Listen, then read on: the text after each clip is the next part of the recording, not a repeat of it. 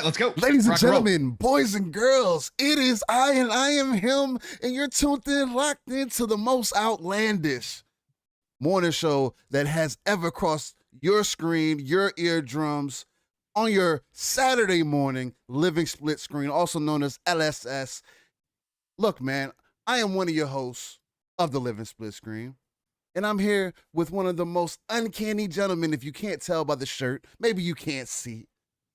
The knowledgeable one, the great one, the outstanding, the guy who puts the soul in Pong. Pong Soul, what's going on, man? Brother, you know how good it is to hear this bombastic intro come back again after not being around last week. Man, is it good to be back. Saturday freaking morning with Living Split Screen. It's good, brother. It's good. I woke up in a good mood. I was like, damn, we're back. So I Boys could is not back believe, in town, baby. man, I cannot believe how much I missed the show last week. It was unbelievable, man. But again, real life comes first. Glad you got stuff taken care of.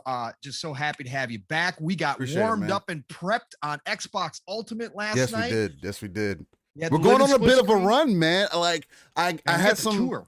Look, just to kind of give you guys a background, the reason why we missed a week, I had to take care of some things. Me and the wife spent some time and also had to take care of some things, just personally, health-wise. But I also was introduced to an opportunity work-wise, job-wise. So I got some things in the background going, and I actually have this upcoming week off. So me and Pong are probably going to go, I'm not even going to say probably, I'm not going to lie to y'all. We're going on a bit of a podcast run. So look, man, if you like what you're getting right here at the Living Split Screen, where we keep it live, raw, and uncut, got that organic nature, authentic energy, and we just bring it to you every time that we come on the scene, then be tuned in, stay locked in, keep your ears to the ground, stay tuned in on Twitter, and maybe we'll post some things as we usually do.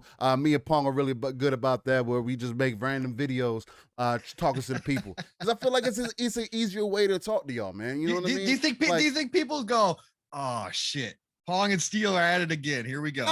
When they see our videos, do you think they actually like maybe they do, but for me, I feel like it makes it more personable, right? That's what it's about. I'm all about the personal experience. Again, that's that live, raw, and uncut nature. I want y'all to feel we real people, man, and we want to connect to the real people. We're trying to, again, I say it like it's like some absurd thing, but we're trying to touch 3 billion gamers, man. Like, that's the goal. Are we going to talk to everybody? No. Is everybody going to agree? Nah.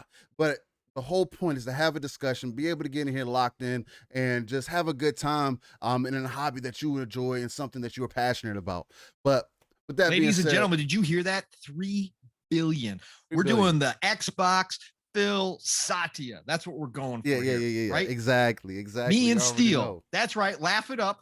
We're coming. We're coming. Hey, man. Hey, if you either roll with it or you don't, man. It's up to y'all. Look, in case y'all can't tell, Dark Souls 3 is playing in the background. Me and my bro Titanium, we went in the background and jumped back in. It was a 60 FPS update playing on the series console. It was an excellent time, man.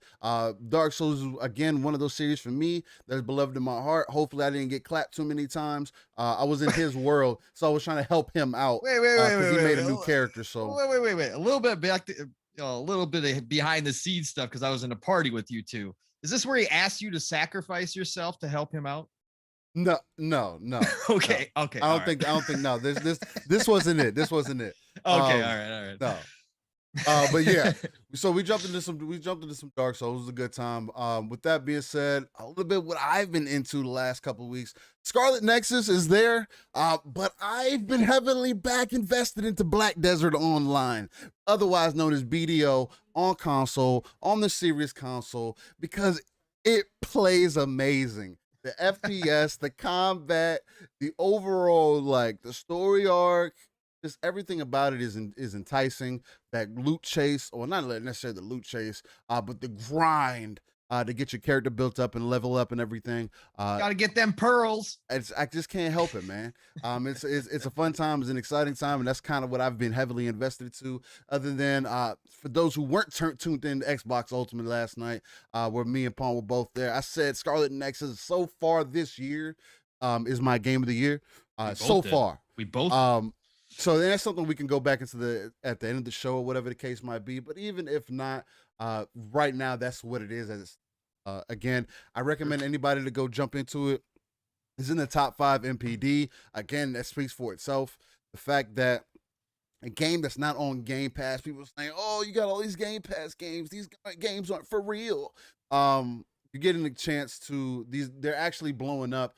These games that have been like Eastern style games coming to the West and really blowing up. I think it's important because again, when Tales of Vesperia comes out, I'm talking about Tales of Arise. Tales of Arise, sorry. Tales of Arise releases, excuse me. That's going to be another solid example. And again, these are things that have been possible with the Unreal Engine 4. I want y'all to keep in mind in the game, this plays so fluently. I'm all about the combat, but that's neither here nor there, man. Palm, it's been a week, man. I had to give people a little bit of a rundown. How are you feeling? What you been into, man? And what's up, man? Talk to me. Look, man, I'm feeling good.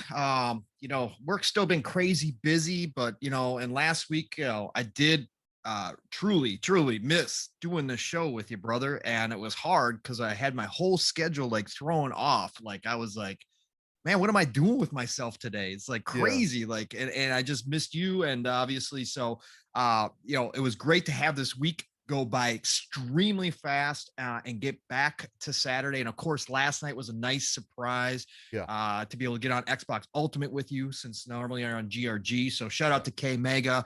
Again, thoughts to you, brother. That's a big going fact. Well. So much love to K Mega and everything that he got going on his way. Y'all just put some prayers out for him. I don't like talking about people's business like that. He put it out on Twitter, but he put it out on Twitter too. But just in case, y'all just send some love Mega way, man, and we'll be right back to it next week on GRG. Y'all stay tuned in, locked in, and from there, just keep them in your prayers. But man, you know what? Still happy for you with the stuff you got going on. Thanks, man. Obviously, I appreciate man. Congratulations again. Of course, we did have a chance to talk this week, a couple times, a few times actually. So congratulations to you, sir. And obviously we got big things going for Living Splitscreen too, right? And we'll talk about that in a minute. We got some exciting news there as well. Yeah. So, but as far as what I've been playing, look, you guys are all gonna laugh out here. In the gaming world, right? There's people like me, right? And I don't know if I'm going to call myself a rare breed, because I'm sure there's a lot more like me, but I got Scarlet Nexus sitting there staring at me. I've got I've got Metro Exodus with the next gen upgrade staring at me, right? I got my NBA 2K, which I still get in, but I've got all these games. Oh, not to mention A Plague's Tale, which I did dive back into last week. I got all these great, fantastic games staring at me. But you know what?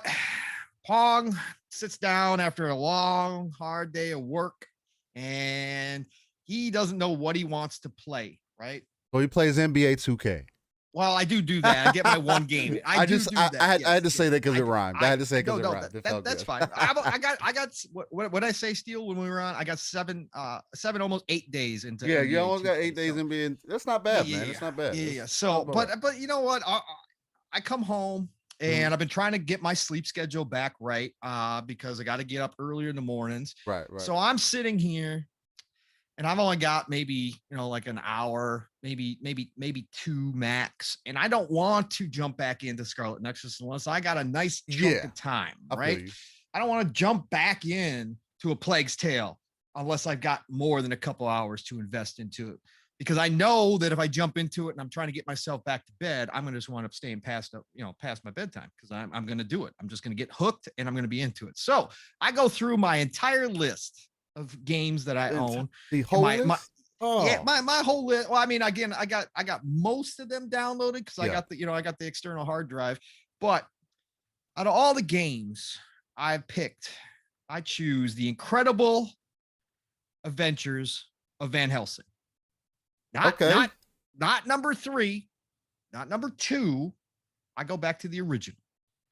And not too many people probably know about this game or have ever touched this game, because I think on Metacritic's it's sitting right around a 58, somewhere in that neighborhood right now. Yeah. Well, let me tell you something.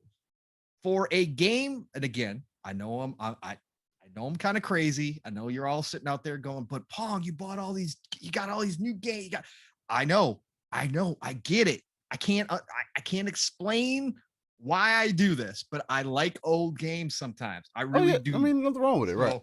So I hopped into this bad boy, Incredible Adventures of Van Helsing. It's been available on Gold for free. I mean, like whatever, man.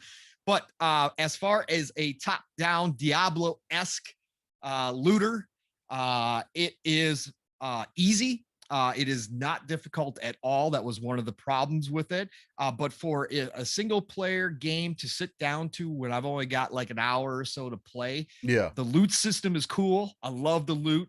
The leveling up system is cool. Some of the skills are very cool. So that's what I've been playing this week, man, out of all the stuff I've got. So, but other than that, that's been about it. Again, NBA has been mixed in there. I even mixed in, I think when I was in the party chat with you and your brother, I popped in some Fallout 76. Yes. I like to hop into that from time to time. Again, I know out of all the games out there, Fallout 76, yes, Fallout 76, it actually is a much better experience now. And it is actually kind of fun. And it does actually feel like Fallout now. So for me, I had to hop back into that because, I just love Bethesda. So, yeah, man, that's been my week. But otherwise, I'm just happy to be here, brother. I can't tell you. Chat, you guys, look. Every show says this, and I'm sure that every show means it when they talk about the chat, because again, otherwise we'd be just sitting here alone. Yeah. But really, missed seeing your faces, your names popping up in the chat. I really did last week. And I know I saw some of you all in some of the other chats out there and stuff, but really, Six Slayer in here early, Boogeyman in here. Of course, Dutch, shout out to Dutch. Of course. We'll get to that in just a minute, but shout out to Dutch. And then obviously we got Studos. Stewie is in here. And then we've got Cyber Gunter. We got Psychonauts, my brother, of course, from Xbox Ultimate. Of course, showing his face. Rescue Squad Cult. Don't know if we've seen you in here before. No, man. Good to we see welcome you. I think everyone, your new man. name. Welcome love everyone. to see that. Hey, thank you for stopping by today. Right. So, Pat, shout out to you, brother. Good to see you, man. Spooky, of course, is in the house. We got in the house. Spooky in the house. Did I already say Boogeyman? I think I did say Boogeyman. Boogeyman's always around. My brother. We got Casket Repair. Smitty Smith. Salute, sir. As always. Oh, Salute. Absolutely. Who else we got in this beautiful? We got Dragonheart Yobi in here, Caper Grant in here, Matt Barnes. Look, man, I did this for you, baby. I appreciate the info in the background. Hit me up, letting me know, hey, man, you got some video lag issues, man. Let's get that right. You know what, Matt, you're right. I love it when people come at me like that. It's all about the constructive criticism, man. Let us know what we can do to be better. We do this show for you guys. Although, quote unquote, we're doing it for us too. Again, we do it with no issues, man. 2, 3, 4 hours is what the possibility of us talking. I don't know how it happens, but it's always organic. Again, we always come into this with minimal plan time, fortunately or unfortunately, depending on how you want to look at it. But we do work on things. For example, I'm working on a lot of things in the background or whatever the case to make sure everything is running smooth in the way that it should. So hopefully that it is. I like to dedicate time to make sure that you guys are getting the quality that you deserve. There may still be some technical things going on within the show today. I know I'm gonna have to get up from the show, so you guys may see more of the screen and get more gameplay in before I come back and you see my beautiful mug and I make it rain more of me. in the chat you get more of me, chat. Guess what? You get more That's Pong. right. This could Pong be the sold in changeover. the house. This could be the changeover the chat demands, Steel. Here we go. We might just oust you completely, right? This is gonna be a coup while you're gone, right? The chat just might say, finally, we just get Pong. They might. Finally. They might. They might. That might be what they low-key want. But hopefully they're loving the energy. Hopefully they're loving everything that we're doing over here, man. Again, Living Split Screen is a non-console centric platform. We're just bringing it to you live, raw, and uncut, talking about everything that's going on with the industry because this is what we're passionate about. It's that energy, it's the love, it's the care, it's the passion that drives us and affects everybody around us. And that's what I feel like is important. with that being said, though, Pong, you know how we got to give it to the people, man. Again, if y'all don't know, Dark Souls 3 is playing in the background, 60 FPS, looking crispy every time I look at it. But look, just to kind of move things forward, do we want to talk about the upcoming games, man? I know people missed it last week. But we couldn't let the people know about Skyward Sword and how excited you are about the Switch OLED. Oh God, we couldn't let them know about that. Hold off on that excitement. You want to hit them with you want to hit them with the living split screen news in case they didn't see it on Twitter first. Oh, hit them with that? That is a fact. Thank you for pulling me back. Yeah, no problem. That's what I'm here for, man. That's why we're a team. Let the people know. Let the people know what has happened with living split screen, man. What's going on? Look, and by the way. We're still ourselves. Nothing's changing. We're doing us. Again, this goes back to the whole organic thing, right? Paul came to me and said, yo, I got an idea. What do you think? Look, and now this next step is another one of those natural and organic phases, steps, whatever you want to call it, of just people just being them and it being natural, right? Yeah. Let them know what happened, man. All right, so look, as we've been telling you guys, right? Steele and I have big goals, big ideas. We love what we do here. We love what we do on other shows. This is a complete passion project for us. This is a part of our video game hobby that we enjoy. That is the biggest probably hobby in both of our lives outside of real life, right? So for us, this was not just a hey, let's just slap something together. Mm-hmm. Right. That's not what it is for us. As organic as it is, Steele and I have talked and do continue to talk a lot about where we're going with this, what we want to get done, what we want to do. So it was only natural when our brother Wandering Dutch hit us up. And for anybody who doesn't know, go check out Wandering Dutch's Twitter. Go check out his channel. Midweek Mix-Up is a fantastic collection of guys over there. Those gentlemen I've been following for a very long time. I've been in their community very early on when they started. I absolutely love those guys. And so anyways, Wandering Dutch hit us up and asked us, because he's created a Midweek Mix-Up collective, a group, just a group of different creators, content creators, to help float, obviously help raise all boats, right?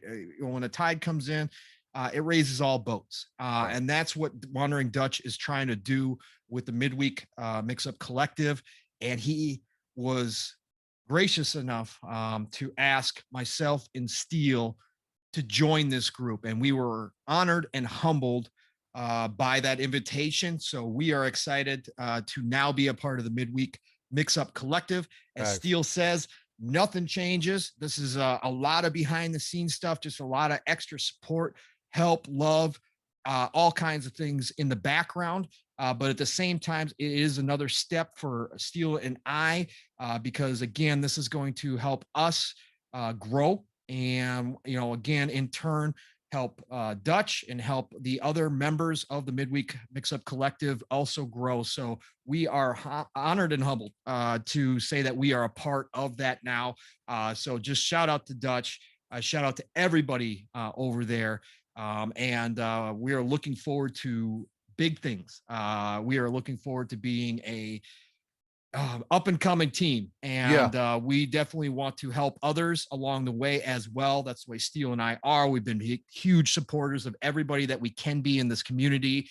And that's what he and I love to do as well. So this just all fit into place. Like Steele said, we started this just a simple DM, saying, hey, what's going on? That's the way it's been from the beginning. And here we are now, episode 16. We got this great community that we're growing, and now others want us to join their communities as well. And we absolutely love it. And so again, shout out to Dutch, shout out to Midweek Mix-Up collective and everybody a part of that. We are here and we are not going anywhere, and we are looking to come for the 3 billion gamers out there in the world. 3 billion, baby. Touch them all. So let's go. Yeah, man. And just to give y'all a sneak peek of what kind of the first topic is going to be before we roll into the upcoming games, just touching on, again, what we stand for, the whole community thing, because I know a lot of people kind of, to try to push it under the rug or whatever. Or a lot of people feel like people may not be being official with each other, whatever the case. And again, for me, if you're questionable whether I support you, whether I care about you, whether I like what you're doing, whether anything, check your retweets, check your likes, check what I'm talking about on the timeline. That's how man. That's how we support each other. Getting each other out there, constantly pushing it, checking on each other, saying, yo, I love what you're doing, yo. Again, it's the same example like Matt Barnes that I keep going back to, hitting us up in the DMs and saying, hey guys, you got some video lag problems. I enjoy what you're doing, but this is what you got going on. If you fix that, I feel like it could be better. And guess what? We changed some things over, and now you're hopefully getting better video quality, and the audio quality is being consistent with what you're getting. So everything just runs together, overall creating a better show, better environment for the people. I want people to be easily jump into this and they feel the effort, the passion that comes with this, right? Again, that's what we're here for. That's why we present it the way we present it. Again, we are split screen. The screens are split. We're split. It's two guys coming at you, giving you that live, raw, and uncut form, and just giving it to the people, man. But with that being said, let's get into upcoming games, Pong, because we couldn't tell you people about your favorite game again. Skyward Sword re-releasing for the Switch. Oh, I'm glad I get to skip that one. That one doesn't count for this week upcoming games. So no, it doesn't. Unfortunately. No. I never do that. Shout out, again, Nintendo, nothing but respect for that hustle. And obviously happy for all the Zelda fans. As we were talking about in the background last night with Lupa, who is a huge Zelda fan, she wishes that they had brought forward all the Zeldas, right? Some of the handheld Zeldas should now be out on the console on Switch, and they haven't done that yet. So again, I know it's been a big week for the Zelda fans out there. Skyward Sword, and it's running at 60 frames. So good on Nintendo for getting that up there, and it's HD now. So reviews are in, and they're looking pretty good. So again, nothing but respect for what Nintendo does over there. And I know a lot of Zelda fans were happy last week. So that's awesome. That's all that matters when it comes to this stuff. So we all like what we like, and we all, somebody's enjoying it. More power to them, and love it. So that's what this industry is about. So cool. Real quick, Pong, you said you wanted to use Game Informer this time. Yeah. I sent you the link. Are you good? I can pull it up. Okay.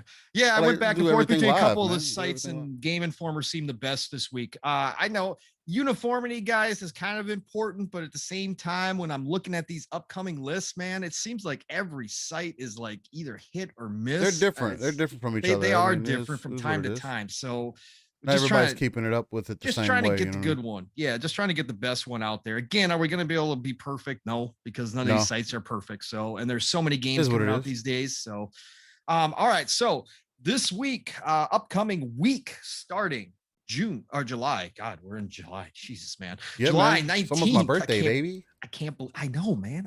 I know. Baby. Are you going to be 20? Man. Are you even turning 23? I'm 23. I'm going to be 29. Oh, that's what I'm going to be. Forgive me. Yeah, man. Get the age right, man. Don't be ageist. You're so old now. Yeah, man. You know it, man. Oh my God. All right. So this week, upcoming week of July 19th, on the 20th of July, we will start with Akiba's Trip. People pronounce that differently, but it's kind of a play on words because it's like Akiba's Strip, but they did it that way. This is a great, Akiba's Trip, Hellbound, and Debriefed. There you go. I always use play on words, so you might be into that. No, it is. It's a great game. I actually had the first one on PlayStation 4, and it is a fantastic JRPG. I use that word a lot, but again, I use that word because you're fantastic. That's why when it really entertains me, and that game is definitely a very well done JRPG. And so it is something to check out if you guys are into it. It's coming out on PlayStation 4, Switch, and PC.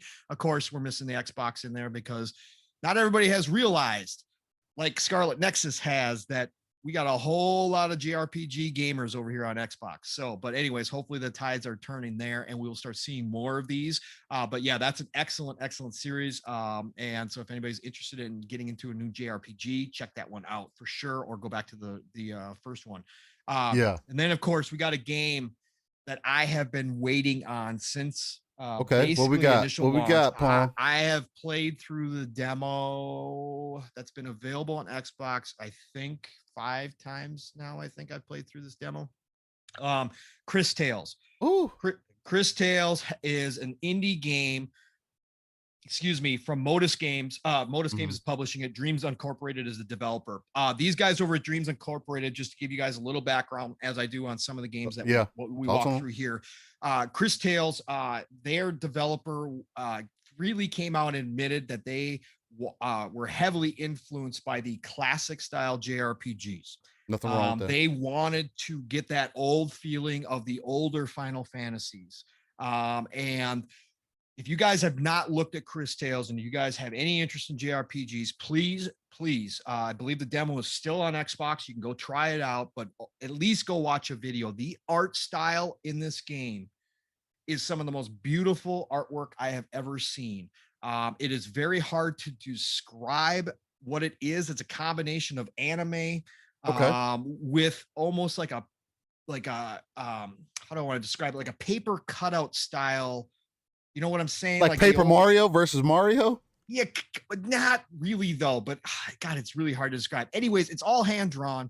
Okay. Or a lot of it's hand drawn. BlazBlue is kind of like that.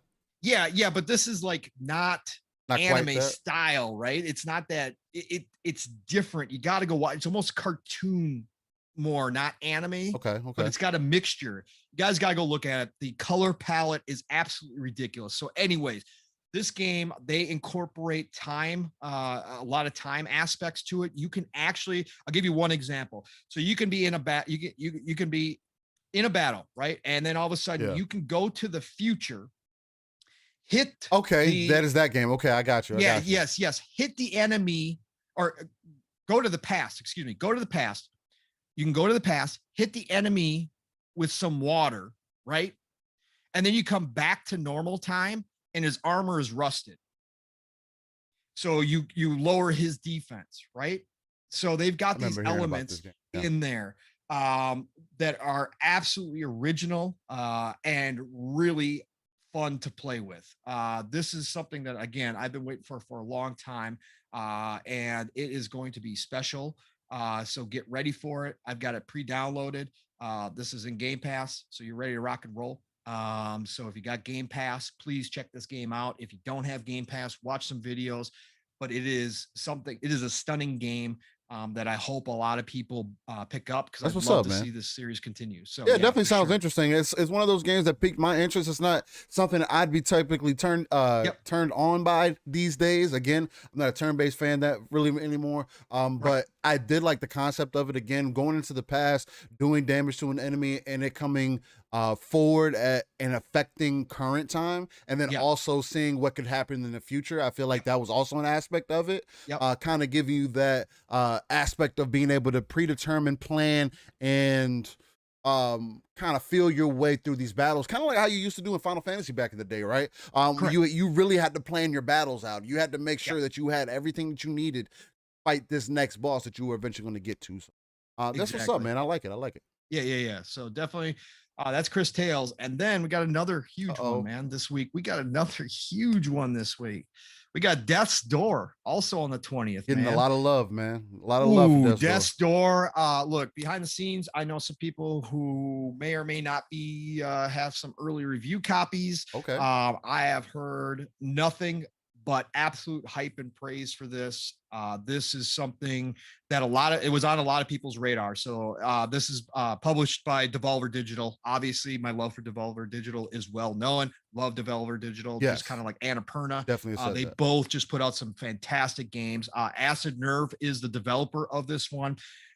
This is the one for anybody who doesn't recognize the name. I'm sure you've seen videos of it because they've been pushing this hard. It's got the Crow, who is basically death. but you're a crow. You got a sword, you got a sword, kind of looks like a lightsaber.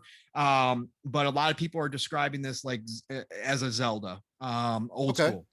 But everything I've heard, again, the artwork that's in this, the palette, the color palette that they've chosen to do this in, is just absolutely pops off the screen. It is something to behold. And now I'm hearing that the gameplay matches all the visuals we've been seeing and has, in a lot of people's eyes that have touched it, living up to this hype that it has gotten. So that is also coming out on July 20th. So get ready for that. Death's Door is going to be something special. And dude, we got so many games. Yeah, man. Death's Door, again, so it was one games. of those games at Devolver that really pulled my attention. Out of everything that was there, this was one. Again, a Souls-like, Zelda-like, what is it, a roguelike kind of game. That's gonna hit you that's gonna hit you upside the head, man. It looks like it's gonna be a good time. Definitely something with everything that we got going on. If there's a game that I wanted to play mobile, or just if I was on the move or whatever, this would be one of those games that I could just jump in and out of, or whatever the case might be. Or maybe even on the console. If I only got an hour to play or so, it's one of those games that I feel like I could hop into and have a good time with. So I like it. This is gonna replace my Incredible Adventures of Van Helsing. Okay. So this something has to. Something has to. This might get me off of that. No, it definitely will. This week is definitely hopping. So those two right there, man, I got a lot of game time coming. So those two are gonna be perfect. And then finally, Ender Lilies. Now we talked about this like a couple of weeks ago, I think. Yeah, probably 2 weeks ago. Ender Lilies. And at that point, it was releasing only on PlayStation and not on Xbox, according to the charts. And then it wound up launching on Xbox, but not on PlayStation. So this week on July 20th, right? I know, right? So July 20th, this week, Ender Lilies, Quietus of the Nights is coming out for PlayStation 5 and PlayStation 4. Go check that one out. And again, I love the style on that game. If I get to a point where I don't know what I'm going to play, or I run out of games, which probably isn't going to happen, exactly what you're going to play, Pong. You're going to play The Ascent. Yeah, I know. We'll have a show before that comes out. But. We got, we got time blocked off for that one. And then we got Monster Harvest for PlayStation 4, Xbox One, Switch, PC, July 20th. Looks like a farming simulator with a Pokemon mix. Is that what you're into? Nope, not what I'm into, but you know what? Shout out to Lady AF. Maybe she wants to hop into this. She loves her farm simulators, which is nothing wrong with that whatsoever. With farming with some monsters. Why not? Let's do it. Maple Powered Games, Merge Games is the publisher. That comes out July 20th as well. Gotta shake your stuff sometimes. Let's go. Let's go. And then, of course, everybody's favorite, because there are literally at this point probably 1,000 games out there. Pokemon has another one. Pokemon Unite. I'm going to be honest, folks, never played a Pokemon game in my life. I think my son had one of the Pokemon games when he was very young on I don't even know what it was on. It was on a Game Boy. Probably Game Boy SP. Yeah, something. Game Boy Advance. And I picked it up and I played it for literally probably 20 minutes. And it's like, yep, nope, this isn't something that I need to get into. How do you like turn-based games and don't want to play Pokemon? Yeah, no. There's so many other. Pokemon's amazing. Look, Pokemon is worldwide. Pokemon is a phenom. Pokemon is everything that it should be because it's good, right? I'm not going to take that away from it. People love it because it's good. So yeah, Pokemon Unite, Switch, July 21st. All you Pokeheads out there, guess what? You got some more crack. So you're good to go. All right. You're not going to go into withdrawals. You're not going to go into withdrawals anytime soon. All right. So good to go. Pokemon Unite. Go get it. Switch July 21st. And then we got another absolutely fantastic looking. I don't know as much about this one, but I have watched some videos. It's been talked about. It has been talked about because it's Annapurna. And shout out to Indie Gamer. I don't know if he's in the chat yet, but Indie Gamer is, he is an Annapurna stan. So anything Annapurna is automatically a must play for him. So I know that for a fact. So shout out to Indie if he's in there. But Last Stop is coming out on July 22nd for PlayStation 5. Obviously, the series consoles, PlayStation 4, Xbox One, Switch, and PC. So everything across the board. looks extremely interesting. So go check out the videos on this one if you guys are looking for a new indie game. Again, Annapurna, just like Devolver, anything they touch seems to be gold. So they have very few misses in their lineups ever. So definitely one to keep your eye on. That is July 22nd. And let me see here. What else we got? We got anything else? Yeah, we do. July 23rd. Orcs Must Die 3. Actually, Orcs Must Die is kind of fun. I'm not going to lie. I fooled around with both the first and the second one, and it's a fun little game. So Orcs Must Die, I might download at some point and just try it out. Xbox Series consoles, PlayStation 4, Xbox One, PC. Right. Interesting enough, PlayStation 5 is not listed. I don't know how accurate that is, but again, it'll be on 4, so you'll be able to play it. But July 23rd, Orcs Must Die 3. And that's it for this week in what's coming out in gaming. Hey man, those games have been amazing, man. It sounds like we got a lot of stuff. Indie games. We got 3 big ones: Chris Tales, Death's Door, and Last Stop. I mean, that's no joke right there, man, because those games aren't small. Again, that old stigma, when you say indie game, you think of like a smaller game. Those 3 games are going to have some hours to them. Let me tell you. I mean, they definitely are. And I feel like that's an amazing thing, man. Again, we can't sleep on indie games. There's something that, fortunately or unfortunately, depending on how you want to look at it, they're the only ones that can really push our industry the way that we need it to be. Right. Because if we want to get the games that we want to keep getting, somebody has to be willing to take those chances, which most not devs necessarily, but publishers aren't willing to take that plunge for a game that may or may not make it. Right. And that's the thing about the great thing about indies bring into it. And they're important, man. I know a lot of people try to downplay indies and say, "Oh, they're not that great. Oh, why? Who cares? I don't." That's slowly but surely going away too. Guess what? Your kids, the typical consumer, the average player are going to be interested in the indies, especially when you have a service that really has a place for them to thrive and live in, and where more and more people can have access to them, like what's going on the Xbox side of things. Not saying that Sony does not also have some in their backlog that you could check out, which you could definitely can. They have services for that where you can stream them, download, or whatever the case might be.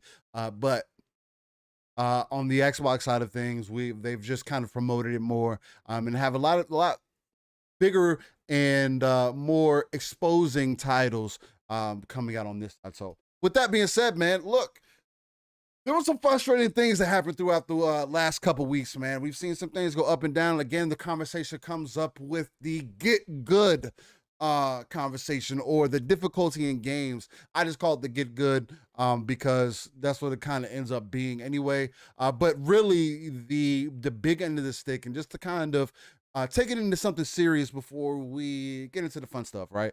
Because this is something that is important. Again, this is one of the main reasons why we're here doing this, and it's one of our essential pillars, right? Because we feel like gaming is not something that needs to be gatekept. Gaming isn't something that people need to be judged for. Gaming isn't something that you need to be in to catch clout, or to make you feel like you're the man of this town, or whatever the case might be. That is not what this space is for. I can give a hell less, or you know what? I can give a fuck less about how you, about people's individual feeling, especially when they're attacking people for something that's just an accessibility option. For example, what Double Fine has done with Psychonauts 2, adding a immortality mode where you cannot die, invulnerability. I don't think that is necessarily a bad thing, just because it's an option. You don't have to play with it. Just like back in the day, GTA had cheat codes. You didn't have to use the cheat codes, but we damn sure printed out the cheat codes, made sure we remembered them. So when I hopped in the game, I could press up, down, left, right bumper, right bumper, square, triangle, circle, and get that AK that I wanted, or whatever the case might be. Being able to have the options is one thing. A creator's vision is something completely different. And we see those examples all the time. That's why when you see the devs of Dark Souls from Software come out and say, hey, we're not putting an easy mode in our game. We're not putting a difficulty in it because this is our vision. And that's also important because, again, not every game is for every gamer. And that's okay. There's millions of games out there that people can play and get their eyes on, hands on. And at least if you're interested in something, you should be able to try it out.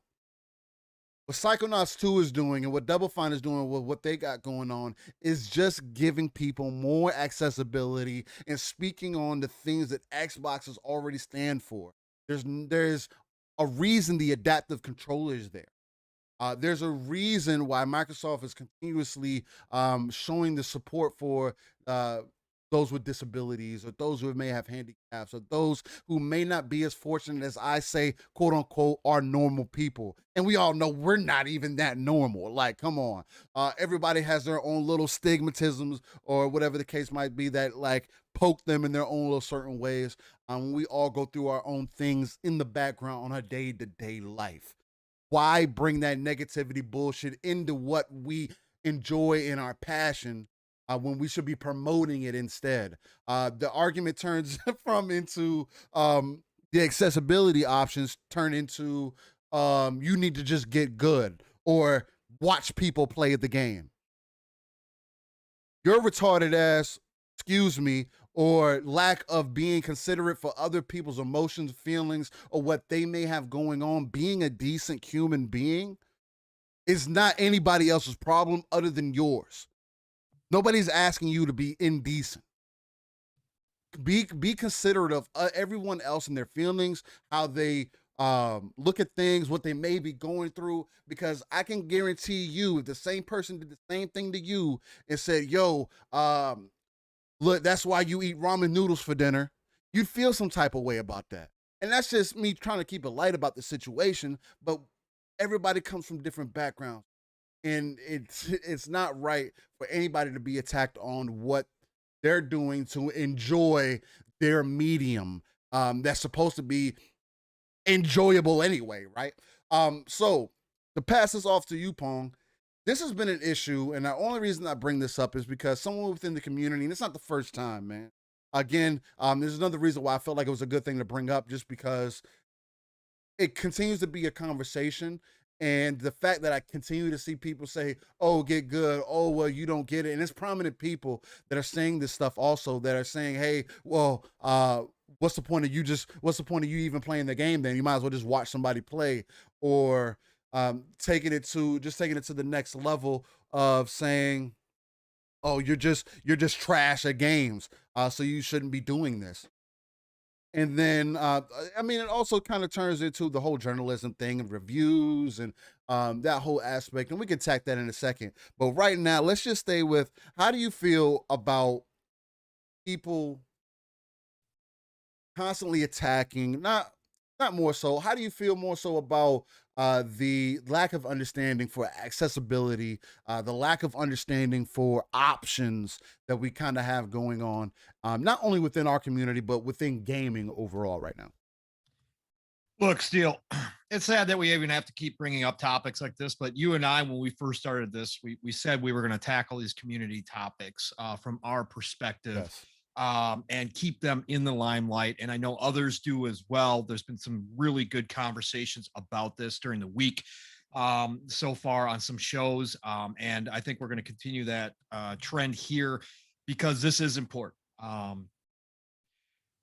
other people enjoy their entertainment is no one's business ever.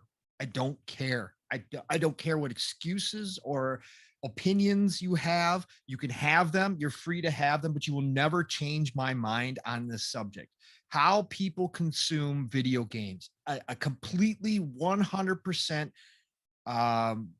industry, or I should say an industry that was 100% completely built on fun, pure 100 unadulterated kid fun, cannot have a sect of people that choose to all of a sudden create a narrative where they're going to judge others on how they consume that content. I'm sorry, you just can't do it. Again, you can have your opinions, you can have your feelings. I'm all about that. There is nothing wrong with that. But if you go to bed and wake up in the morning worrying about how somebody else played a game that you yourself may be playing or maybe not even playing. But if you are going to bed worrying about how other people are enjoying or experiencing that game, I'm sorry, you need you need to get out. Okay, maybe talk to some people. Certainly you're beyond what Steele and I could ever help you with if you are at that point in your life where that matters to you. If you are not a professional gamer, if you are not getting paid to do this job, to play games, right? You don't, who cares what other people are doing? And the only reason why I discount the professionals who may be getting paid to do this, because that's a competitive situation. And obviously you don't want people with invincibility cheat codes on, right? That'd be the only case where I could say, okay, you might have some concerns about how other people are enjoying it, but that's because you're in direct competition with that person, right? Right. I totally get that.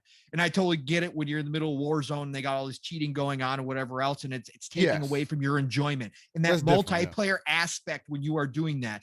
But especially when it comes to single player games, which is what we are talking about here. That's what Psychonauts 2 is. It is a single player experience. How somebody else experiences that game should never ever enter your mind. Okay, if you guys are having a discussion about what you thought about the game, that's different, right? That's different. You guys can have that conversation about whether or not you liked the game, what you liked about it, what you didn't like about it. Okay, that's cool. But how they played that game or how they had fun with that game never should matter to you. And I'm sick and tired of this garbage, these clowns that are in this community that think that they can go ahead. And I hate the term gatekeeping because it's overused, but again, off the top of my head, that's what it is, though. It's gatekeeping. It is. It truly is. Call it what it is. Yeah. Again, the games themselves, the developers are free to choose how they want to make the game. I'm not going to sit here and say that every developer has to put an easy mode in their game, because I'm not about to tell developers what to do with their games ever. Okay, I will be critical of developers when it comes to the actual game. If it's broken, if there's things that I think that could improve the game, I will say that for sure. But if a developer straight out the gate says no, like a Souls game, we're not going to have an easy mode. We really want to keep this a challenging game. That's our goal. We want, again, it's not going to be for everyone out there. It's not supposed to. Yeah. Right. That's fine with me. I don't have an issue with that. So I'm never going to tell a developer what they can do. But if a developer decides to put an easy mode, if a developer decides to put an invincibility mode into it to allow more people to access their game because they just want people to go have fun with their game, there is absolutely zero wrong with that. And it does not take away from your experience in any way, shape, or form. How you play your game is how you play your game. And if you play your game on the hardest difficulty, still you play a lot of your games on the hardest difficulty, right? That's awesome, man. Again, props to you. Again, that's how you like to enjoy it. You enjoy that challenge. You enjoy that, again, you're that good. So a lot of times that hard mode is the same as what would be a normal mode for me. I'm not afraid to say that. There's nothing wrong with that, though. You know what I mean? There's nothing wrong with that. But is that to say my experience has been less than because you decided to play it hard and I did? Hell no.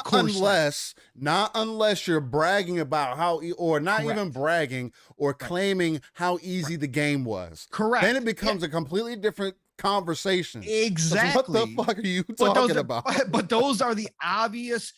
Again, that's common sense stuff. You think so?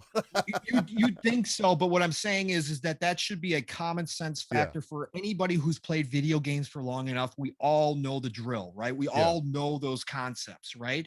This concept, though, that somebody who either may just want to play through the story and the developers giving them the option just to run through the story, experience the game, the story aspects of the game, right?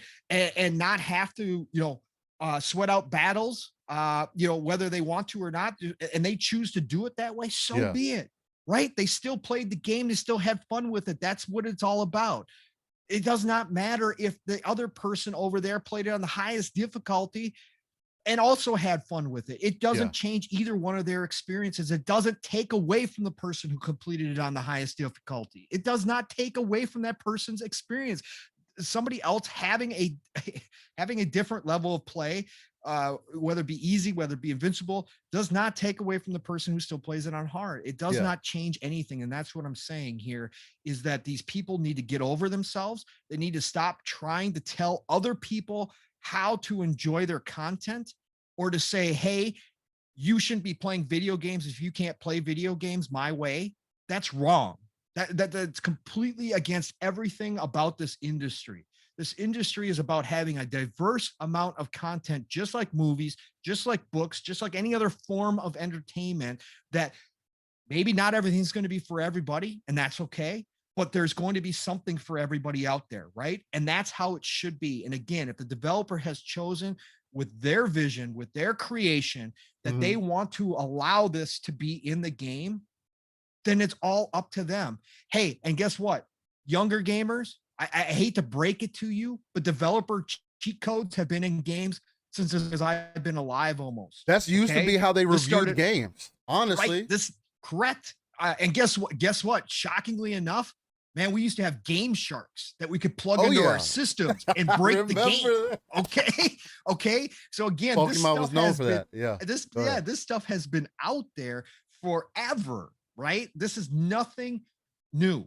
And again, if you want to come into the reviews, when it comes to reviews, there's a little different take. Again, I think it's pretty common sense, but again, unfortunately these days, it seems to be that reviewers are there. So I guess I'll kick it off and I'll pass it back over to you. When it comes to a reviewer reviewing a game, okay, if you are going to play it on easy and you are going to do a professional review of a game, okay, again, you're free to do that. I'm not going to tell you can't do that. However, you better be having full disclosure. You better have absolute full disclosure. Because I don't think that playing a game on easy to review a game is going to give the average consumer who's going to be reading your review an accurate description of what the game is going to be about. Yeah. In any way, shape, or form. Now, I'm not saying, and I don't know, Steel, you might have a different, I'm not saying you have to play this on hard. I'm not saying that at all, because I don't think hard is built for the average consumer as well. I don't think it is.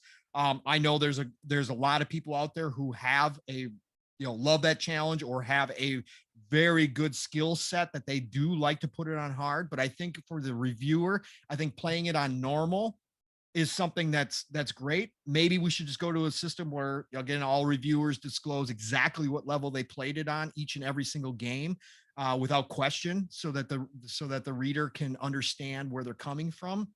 But for me, the easy modes, I understand that there's a time crunch when it comes to reviewing games. I understand that there's reasons to be used, but you better full disclose that when you do it, because it does change the aspect of the game, right? It does change how the game is going to be perceived. Somebody who plays on easy mode and said, yeah, I ran through this in 15 hours. Okay. And I didn't have very many issues, blah, blah, blah. You get that person who pops it in there, goes to normal or difficult. All of a sudden the game becomes a 30, 40 hour game and they're struggling in parts. That's a totally different, that's completely different from how you describe the game. Right. And it can change mechanics. It can change all sorts. It can change AI within the system, where the AI all of a sudden becomes extremely intelligent, and it's going to be a totally different experience. So I think reviewers must disclose what they're playing these games on if they're going to do that. Steel, I mean, how do you feel about that portion? For me, for reviewers doing games, man, they just need to disclose how they're reviewing it, man. I mean, honestly, whatever you need to do to fully release the game, fully review the game, make sure that it's in its best light. Just let the people know what the review is. Let the people know what standpoint you're sitting on. If you played on easy, let them know. If you played on normal, let them know. If you played on hard, let them know, so that people have an understanding of what difficulty, not even the difficulty, at what perspective the reviewer or the person that they're going to get the reassurance or perspective for the game that they're looking at they can get a full understanding of what they're taking in, man. I feel like that's so important, right? Yeah. Again, I understand that, if you review games, maybe you don't have time. Sure. There's only so much time in a day. Again, there's 24 hours in a day, 12 of those you spend gaming. If that's your job, I can see you doing that, but I can also see how doing that could be very monotonous and may not be enjoyable to you either. So if I treated it like a normal job, you do 8 hours a day playing the game, there's no game out that you're beating in 8 hours unless it's an indie game. So yes, if you need to play on easy, just let the people know, hey, it was on easy. And just like you said, Pong, my biggest thing is just don't complain about it being easy. Right. If you played it on easy, Right. or don't say, oh, it was too hard, and you're playing it on hard. Again, common sense. It's common sense. I mean, but like my grandmother used to tell me, common sense ain't common. And that's okay. But then don't sit here and complain to me or I'm going to talk about you, because I can't take you seriously at that point. We as gamers have to be able to talk to each other. And we're going to ever touch the 3 billion people that we really want to touch. Because again, I know people get caught up in their own communities and feels a certain type of way. But let's be honest. There's so many more people that we can reach. The biggest people within our community are only touching 2 to 3K. Right. There's 3 billion other gamers out there. I don't care what space of life that you're coming from. Let's talk to these people. Let's get more people informed. And the only way that we can do that is if we have a proper system in place for people who do these things. I don't go to IGN. I don't go to a Game Informer. I've never been a Metacritic dude. I don't go to look for scores on games. I go to maybe my 1 or 2 people I get for an opinion, or I look at. Most of the time, honestly, I'm so confident in who I am as a gamer, which I feel like is extremely important, or just as a person overall, that I know what I'm looking for. So I can look at a game and know whether I'm invested. I can look at something, and it could be anything, man, right? I'm old enough, right? I should be, to look at something and predetermine whether I'm interested in it or not. If I'm not, then I'm not going to invest in it unless I hear from people like or let's say Mad Fun Speculation that say, hey man, look at these games, or Tempest Sun, hey man, look at this game, hey, and really make me do a double take on it. I'm not going to think about it. And it's being able to do that that determines everyone from each other, right? Because everybody's so different. I just feel like that's what more so the conversation should be. What can we do to change, make this whole process better? Because let's get it also understood is that the whole point Metacritic was created was because so that the big companies couldn't be paid off, technically, because that's how it was back in the day, to do a good review on a game, right? Because people do that. I mean, people say, oh, people, you just support Xbox because you're getting paid by them. You just support Xbox because you're a simp. Oh, you just support PlayStation because you're a pony and you just like galloping for Sony. It's like, why can't you just like gaming? Like, I don't get that perspective. Now, and there's so many different conversations that could be had within that. At the end of the day, just to kind of wrap up the whole thing with reviews and talk about accessibility and handicaps and whatever else the case might be. Look, play what you love what you play, like Pong says, man. And other than that, just be real about it. Again, I see people constantly say, oh, why do people get into this community or get into gaming and feel like they got to lie? Because people constantly criticize them. Now, is that me? Can I be that person? Nah, because I can honestly care less. Come 1v1 me in any game that you want to play. Right. That's what I'm going to tell you. But that's also the era that I came from. It's not about gamer score. It's not about whatever else, trophies. It's not about whatever else you want to make it about. It's not about meta scores. It's not about how many fucking chips you can hold in one hand. Like, I don't care about that shit. What kind of chips? I don't know, like Doritos? sour cream and onion. Okay, I can hold a lot more of those than I can. I mean, how many Cheetos can you fit in your hand? That's not what we're talking about. Like, if it's that real for you, come 1v1 me in a game. Other than that, you can see me in real life. And 99% of people aren't about that. So it's like, let's not take it there. It is what it is, man. But that's just how I feel. We're on the same place, man. We're on the same plane as far as what we're looking for reviews and what we expect out of talking yeah, smack about and you know the handicaps trophy. and You brought up the trophy and achievements thing too, and that's another layer to this as well. Steel, this idea that we're going to compare trophy and achievement score size is ridiculous. Okay, it's utterly ridiculous. It means nothing. So if you've got a high, you know, if you got a great trophy score and you got a great an achievement score, it means you play a lot of games. Congratulations.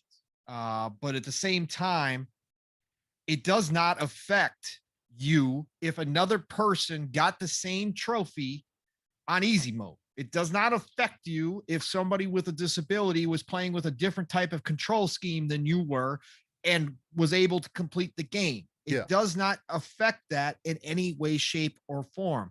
Just like a person who plays only Call of Duty and Madden and has a low achievement score or trophy list, that does not mean they're not a bigger gamer than you or same type of gamer as you. That does not mean any of that. That just means they choose to consume a certain content. what they're into. That's what they're into. That's their likes. And again, if you go to bed or you wake up and a person's likes, interest, enjoyment out of this industry somehow affects you and you got to think about it, again, get out. Yeah, Okay? there's so away. many more priorities that you could be thinking about. Step away. Step Like- away and talk to some people because you obviously are missing something. There's a great void somewhere in your life if you're filling it with that kind of stuff, because that's garbage. And you're turning yourself into a clown if that's the case, because again, that should never affect you ever. And I'm going to look at you that way. That's what's crazy. Right. I know everybody isn't raised the same. I know everybody didn't come up with the same. Right. But a lot of the corny shit that I see going out in the community, bro, is shit that y'all would have got clowned on by me for. Just because that shit is corny. Like trying to have this persona online, trying to act cool online. Like people got clowned for that. If you weren't that in real life, I'm going to come talk about you in person and say, yo, you're not built like that. You're not like that in real life. So don't sit here and act like, then put some persona on, act like you're some other person, because you're not. Right. Exactly. And I'll call it out. Leave it up to me. I'm gonna call it out. And if that's not what you're looking for, don't come talk to me. I'm gonna tell you how it is. But that's how I feel like we should be. You know what I mean? Like this is a space where we're supposed to put passion, happiness, and all our best foot forward in, right? Because everybody at one point or another, again, this is a scene everybody was judged for. People to this day get judged for this shit. Right. It's awful part. Hold it down for me, Paul. Yeah, no problem. No, it's the awful part of, unfortunately, humanity. And again, it bleeds over even into the fun things in our lives, and it shouldn't happen. It does, and it shouldn't happen, but it needs to be called out when it does, because it isn't right. And, you know, again, people need to take a step back and realize what they're doing and how they're expressing themselves. Again, you can have a feeling, you can have opinion. I will never be that person to tell people not to. But at the end of the day, if you're taking that and projecting it upon another person for having a wonderful time with video games, you can't do that, and you need to step away. You can keep it internalized all you want. Go ahead, you know, roll it around in your brain all day long. I don't care, but do not come after other people like we saw happen with this whole idea and this whole conversation on Twitter. It actually did get personal. People came after other people in this community. They came after people with disabilities in this community over this issue. And for me, that's where you've crossed the line. You are no longer, this is not constructive in any way, shape, or form. This is just flat out being ignorant and being stupid. And so for me, it's got to stop. And obviously Steele agrees as well. Again, how other people consume any type of entertainment and fun or hobby or anything else is none of your business, unless you're in direct competition with that person in some kind of multiplayer match. And obviously if somebody was cheating there, it's going to affect you. Then yeah, you you have the right to say something and to feel a certain way. But as far as single player experiences go and what people do, none of your business. And it doesn't take away from you in any way, shape, or form. And if you think it does, if you think that 1,000 gamer score because somebody, a dev decided to put an easy mode in to the game and allow people to get the same achievements as you, if you think that belittles your achievements, again, achievements are worthless. Trophies are worthless. They're something to be cool and to, again, I love the sound of the achievement popping up just as much as the next person. But at the end of the day, if somehow that destroyed your enjoyment because somebody got 1,000 gamer score on easy mode and you got 1,000 gamer score on hard mode, if that somehow diffuses what you did and your accomplishment inside and makes you feel less proud of your accomplishment, you need to go drink some goddamn water. That's what you need to do. You're thirsty. Go for a walk. Go find perspective on reality and real life. And think about that because that's not the case at all. Facts. So, hey man, appreciate you holding it down. Look, I had to get the girls. I thought it was gonna be like 5 minutes. I was ready to rock this show. No, I could tell. Go away. Go do something else. I can tell you were so ready. You were so enthused. I can tell. But nah, man, real life stuff, man. I had to pass my girls off to the grandma, otherwise known as their Omi, as the Germans call, or Oma, depending on where you're at. But look. Fantastic points. We definitely knocked that out the park. Excuse me. It's all important stuff, man. And I feel like just to have an open perspective is important. God, I have a lot of built up air in there now. I took that chug of water and it's just been going crazy. Rick Payne in the house. But yeah, just to shout out some people real quick. Yeah, we got a lot of people that rolled up through here. We got Rick Payne. We got Stubbs Gaming, Master Clowns. What up? He said he's going to hold us down for the next 48. He's going to push us out there and make sure that 3 million people can hear us. Last Emperor, what's going on? Shizno Elite, Double Barrel Gaming, Living Split Screen. We'll be invading Double Barrel Gaming. Primetime, actually. Y'all be tuned in for that. Let's see. Master Clowns. Excellent. Johnny Vanilla No Life. Gorilla. Johnny No Life. Yep. Back from the dead is in the house, brother. What's going on? Matt Barnes. Mama Rocks. What's going on? Good to see you. Dreadpool. Nice shout out to y'all. PK was in here. Shout out to him. Yep. Mav was in the house. Calantis, what's going on? I didn't even see him slide up in here. Yeah, Rescue Squad. We said earlier. Caper Grant's in here. Caper Grant showed up. Man, you gotta say the name because next to Mag, you're the only one else that can do it. So you know who else is in here. Who was it? Stanley Francois? Nope, I have not seen Stanley actually. Stanley, really? If you're out there, Joe Dunmore. There we go. Joe Dunmore is in the house for sure. Absolutely. Oh, facts. Much love, man. Hey, I appreciate y'all being tuned in. This is the Living Split Screen Morning Show, otherwise known as LSS. We're working on some things in the background, man. Hopefully we can get some shirts in. I would love to start wearing some LSS shirts. I'm really picky about quality though too. So I'd pay $25, $30 for a shirt if need be. Let me know if you guys would be down for that too. I feel like we got some creative things going on and some juices flowing. Might get those things rolling. But if you're still in here locked in, loaded, let us know. Hit us up in the chat. Say, yo, I'm here. I'm enjoying what we're seeing so far. Hit that like button. Hit the bell notification so you can know when we go live, because it is 9 a.m. Central, 10 a.m. Eastern, and 3 p.m. UK time. Make sure that that's right. And where we come on and give you that live, raw, and uncut action as we do on the Living Splits non-console centric platform.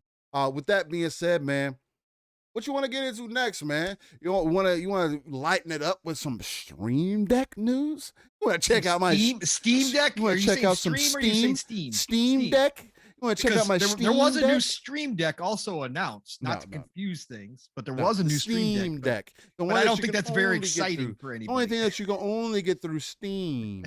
You have to have a Steam account to get you the Steam Deck. Valve does what Nintendo don't. So let's go. Let's go. What you saying, man? Look, seems like we've got some exciting news, man. For those who are interested in the handheld game, again, golden age of gaming. This piece of hardware is for the hardcore. Again, I want people to understand that, because exactly what it is. The price point, and not only that, and I'll get into why I said the price point. But not only that, just for overall what it's trying to do, it's a PC in your hand. It is not the first one of its kind. It's just this is the first one that natively has Steam built into it. So you have access to your entire Steam library, which I know a lot of PC guys would love to have their PC on the go. From what we're seeing, man, you're gonna have the capability to put Windows OS on there. You have the ability to do emulation. Again, it's just like having your PC on the go. It has touch pads, it has joysticks, it has the buttons, it has USB-C connection. You can hook it up to a display of whatever kind. We're still waiting on more info as far as that goes. As NVMe SSD storage, that is something that is extremely important, because as we get into this gen, the most important feature that's different from last gen, other than performance, actually having a CPU that has cores on it, it can actually do some things, is the NVMe SSD storage, because it's the faster speeds, faster load times, quicker. The quicker you can get to your games, the better off you will always be. And being able to have that also on the go is something that's, I feel like, is extremely important. Again, like Pong was saying, it's the golden age of gaming, man. Like, this is something that came out of left field. I didn't expect. The reason I say price is because it is competitively priced for what it is. Typically, your on-the-go PC, your mobile PC that you can get today are over $1,000. You're not getting one for less than $1,000 anywhere else that you look. And this Steam Deck that you're going to have these other possibilities of doing, other options and other accessibility options, is priced for the 64 gigabyte version is $399. The 256 gigabyte version is $529, and the 512 is $649. Now, the $400 version one is not an SSD storage solution or NVMe storage solution, from what I've heard. So ideally, it's not something that I would personally be interested in. I think that would be a waste if you're going to do that. I would get the 256 gig at the bare minimum, and then get some extra storage on the side, because at the end of the day, you only have your main games on that NVMe SSD that you really want to load quick. So like your Halo or any other single player game that you might want to have on. Some of the specs that they're throwing out there for this thing is, it's going to be a 4-core, 8-thread CPU on there that can clock anywhere between 2.4 to 3.5 gigahertz, which is kind of dope, man. Again, for a machine that is a mobile device, that's awesome, bro. At 6 gigabytes of RAM. Apparently, the Nintendo Switch has only 4. Again, there's a competitive nature there, man. Steam, Valve, they're seemingly trying to do something to just kind of shake the industry a little bit. They're also doing a 7-inch LCD touchscreen. It's touchscreen too. I didn't realize that. I thought it was just a screen. It's also touchscreen. That's dope. But it will be 1280 by 800, 60 hertz refresh rate. The audio is going to have a 3.5 millimeter jack, dual mics, USB Type-C, and Bluetooth. Hey, the Switch doesn't have Bluetooth, ladies and gentlemen. Connectivity, you got Wi-Fi, Bluetooth, USB Type-C, display point 1.4. The batteries are 40 watt, 40 WH-hour, whatever that's supposed to mean. The 11-inch, 8-inch device by 2-inch. But yeah, man, there's a lot of this device seems to have a lot of good things going forward. It's one of those things where, me personally, I don't have a high interest in it. I am intrigued by it, but I'm not on the go enough, right? If I was on the move and I was at hotels and I needed something that I didn't want to necessarily carry a Series S or whatever around, this could be that device. I'm just not a handheld dude. I don't go to the doctor's office and wish I just had. If that's the case, I just pull out my phone. You know what I mean? It's easier to keep on me.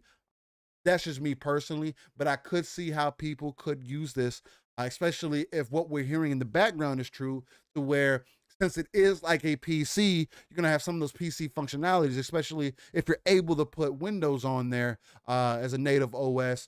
You can get it to 1440p, maybe do at 60 frames, 60 hertz. Some are saying it's going to have 4K, 120 capabilities. Who knows? I don't think it's going to be able to do all of that, but the options are there, right? Again, if you're going to be able to treat it like a typical PC, you can't deny the options, right? You have to at least realize that that capability is there. Whether it's a performance thing or not, that's something completely different, because it could be the Game Gear to where it runs through battery life. The more you get out of this thing, the more you're going to eat at that battery, just like a laptop. If you got a gaming laptop, 2 to 8 hours is what you're saying. yeah, So AAA games yeah, with AAA easily. games probably gonna be down 2 hours. Yeah, easily. Easily. It's just like a gaming laptop. I know that laptops got bigger batteries or whatever the case, but if you leave a gaming laptop unplugged, it's gonna get killed. You're gonna eat that battery. That's not what it's made for. You know what I mean? So you get those 2 to 4 hours, and then you got to plug it up. So it's, again, you got to throw everything into consideration. It's gonna be an emulation beast, being able to just carry over so many games. No matter if you want to go all the way back, for like me, I'm most familiar with the SNES. So if you want to go all the way back there and pull everything from that point forward to at least the PlayStation 3, I feel like they're still having some issue with PlayStation 3 emulation, but even Switch games are possible on there again. There are options to get Breath of the Wild on which will run at 60 frames. Which will run at 60 frames. You have to get the Wii U version if you want the 4K with all the graphic enhancements and everything, but you can't get 60 frames. There's so many options here. So Pong, I want to pass it off to you, man. With this whole Steam Deck situation, what do you feel that this can do for us, man? What do you feel like this can take us? I know you've spoken on it a little bit, but I want you to take this time to really kind of put your excitement out there for it. Or is it something that you're going to invest in, or are you going to hold off? Yeah, no, definitely. This is for me. Again, we'll see. Everything that I'm hearing, I always like to think outside the box of where we're going, right? And I love to see tech that pushes things forward. So shout out to Gabe, shout out to Valve for taking this leap, especially with the price points, because you were talking about it already, Steel.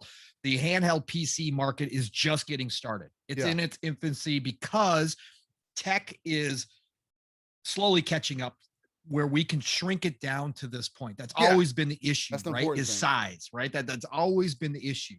And so now the AMD with Zen 2 has gotten to the point where the manufacturing process, the power, obviously the power consumption and the heat output, right? Those are your biggest main factors. And again, I'm not a tech guy, but I do know the basics, right? And when it comes to the basics, those are the problems that have always been there when it comes to shrinking something that is a PC down to this size. We've seen it done already, but a lot of those models, especially the stuff coming out of China's been one that's been really heavy into it. The few models that I've looked at have all been like $1,200, $1,300, somewhere in that neighborhood, $1,000. So for Gabe and Valve to make this investment, and they haven't had the best track record with a lot of their stuff, right? Outside of VR, a lot of their other things have not hit very well. They've tried a lot of different things. But for them to make this investment and to come out at incredibly aggressive price points, I think is the first big thing that caught my eye, because that's going to be, again, I'm a budget gamer. I don't have unlimited funds. I can't just go out there and say, hey, cool, new tech, I'm just going to pick it up, right? I can't do that. So I got to budget this thing in. But for me, the Steam Deck represents potential. Again, I'm not going to be getting it day one. I'd love to, but I'm not going to. But next year, all things go good. I've got to prioritize. I need a PC. Obviously, I want to start content creation outside of what we do here still. Obviously, I'd love to be able to help you out, run the show, be able to do videos, all that kind of stuff. So I think PC is priority number one for me. But I don't like gaming on a monitor. I've told you that since day one, Steel. So for me, this might wind up being the perfect companion console. And why I say that is because I'm looking down the road in the future. If this thing can do everything they say it can do, and again, you already touched on it, Steel, we don't know what it's going to output to TVs. We've got some assumptions because it is a PC that the screen itself is basically 720. It's a little bit above that. It's an 800, but 720 screen. But I don't think when you've got it docked, when you've got it plugged in a TV, I think it's going to be an output resolution above that, depending on settings, because just like a PC, it's going to depend on the settings in the game that you're actually running, right? A AAA game, you're not going to be able to have the high settings. You may not be able to have the higher resolutions, but a smaller game, you might be able to beef it up, right? And so for me, this becomes the perfect companion console because for me, it's not just about the portability. Would I undock it and play it handheld? Yeah, there are certain games I probably do that with, but at the same time, most of the time I'd probably be docked and I would use this honestly to play PlayStation games. Now, depending on what PlayStation does going forward, I know you laugh, but for me, I don't have FOMO, right? I got over FOMO. I won't say 100% because there's still things that come out that say I say I got to have this game or whatever the case may be. But PlayStation for me right now, from what I've seen and what I believe their roadmap is, there's going to be a couple games a year that come out for PlayStation that I normally would pick up a PlayStation 5 for and play those games, right? It'd be my exclusive console this time around. So for me, this game, if Sony starts moving their stuff to PC, I don't need it day one, but if they start moving it, let's say on a regular basis, let's say they go to a 12-month plan. So it's on PlayStation 5 for 12 months, and then they port the game to PC, right? For me, that would be perfect. And I don't need to play all the PlayStation 5 games at 4K. I don't necessarily need that. If I can get, 1440 out of them off of the Steam Deck docked, cool. I'm cool with that. I don't need all the bells and whistles for the few games that I'm going to be playing off PlayStation 5. So that would be huge. Number two, the emulation, like you talked about, Steel. To be able to go and have my entire library of Dreamcast games, PlayStation 2 games, Wii games, all that kind of stuff, all in one spot. This is what I've been talking about for a long time. I would absolutely love that. That would be fantastic. Dock it, have it on my big screen, and be able to play all those libraries whenever I want to. Man, that's incredible. It's a huge selling point for me. Number three, being able to customize this thing how you want it. Again, I'm not a tech guy, so I'm not even talking about like deep dive in this thing, but the homebrew and modding community are going to be all over this thing. This thing is going to be a paradise for them. So I already know with how far we've advanced with the homebrew and modding crew and what they put out some really good, easy downloads for regular people like me who don't necessarily have the deep dive knowledge, and they make it very simple for people nowadays. It's not the old days where you did have to technically kind of be almost a hacker to do this stuff on certain pieces of equipment. I don't think that's going to be the case with Steam Deck. I think we're going to see a lot of innovation in that area, which is going to make it easy for the average consumer who does have a little bit of knowledge to be able to do that. So that excites me. Again, with it being Steam, not a PC player ever here, except for a very small portion of my teenage years when I was playing Might and Magic 2 and Ultima and those kind of games on PC. Right. For me, this is huge because the Steam sales are incredible. The Steam sales are ridiculous. They are, there is value there that we never see on console, even if you're a digital only guy. We never get those kind of sales. We get some decent ones, but we never get the Steam sales. So to start building my Steam library through this thing and to have access to those games that I may never see on Xbox or PlayStation or Nintendo, or it's going to take, 3 years before we see them. I would love that as an indie game lover and somebody who's always looking for the new stuff. Man, that would be cool.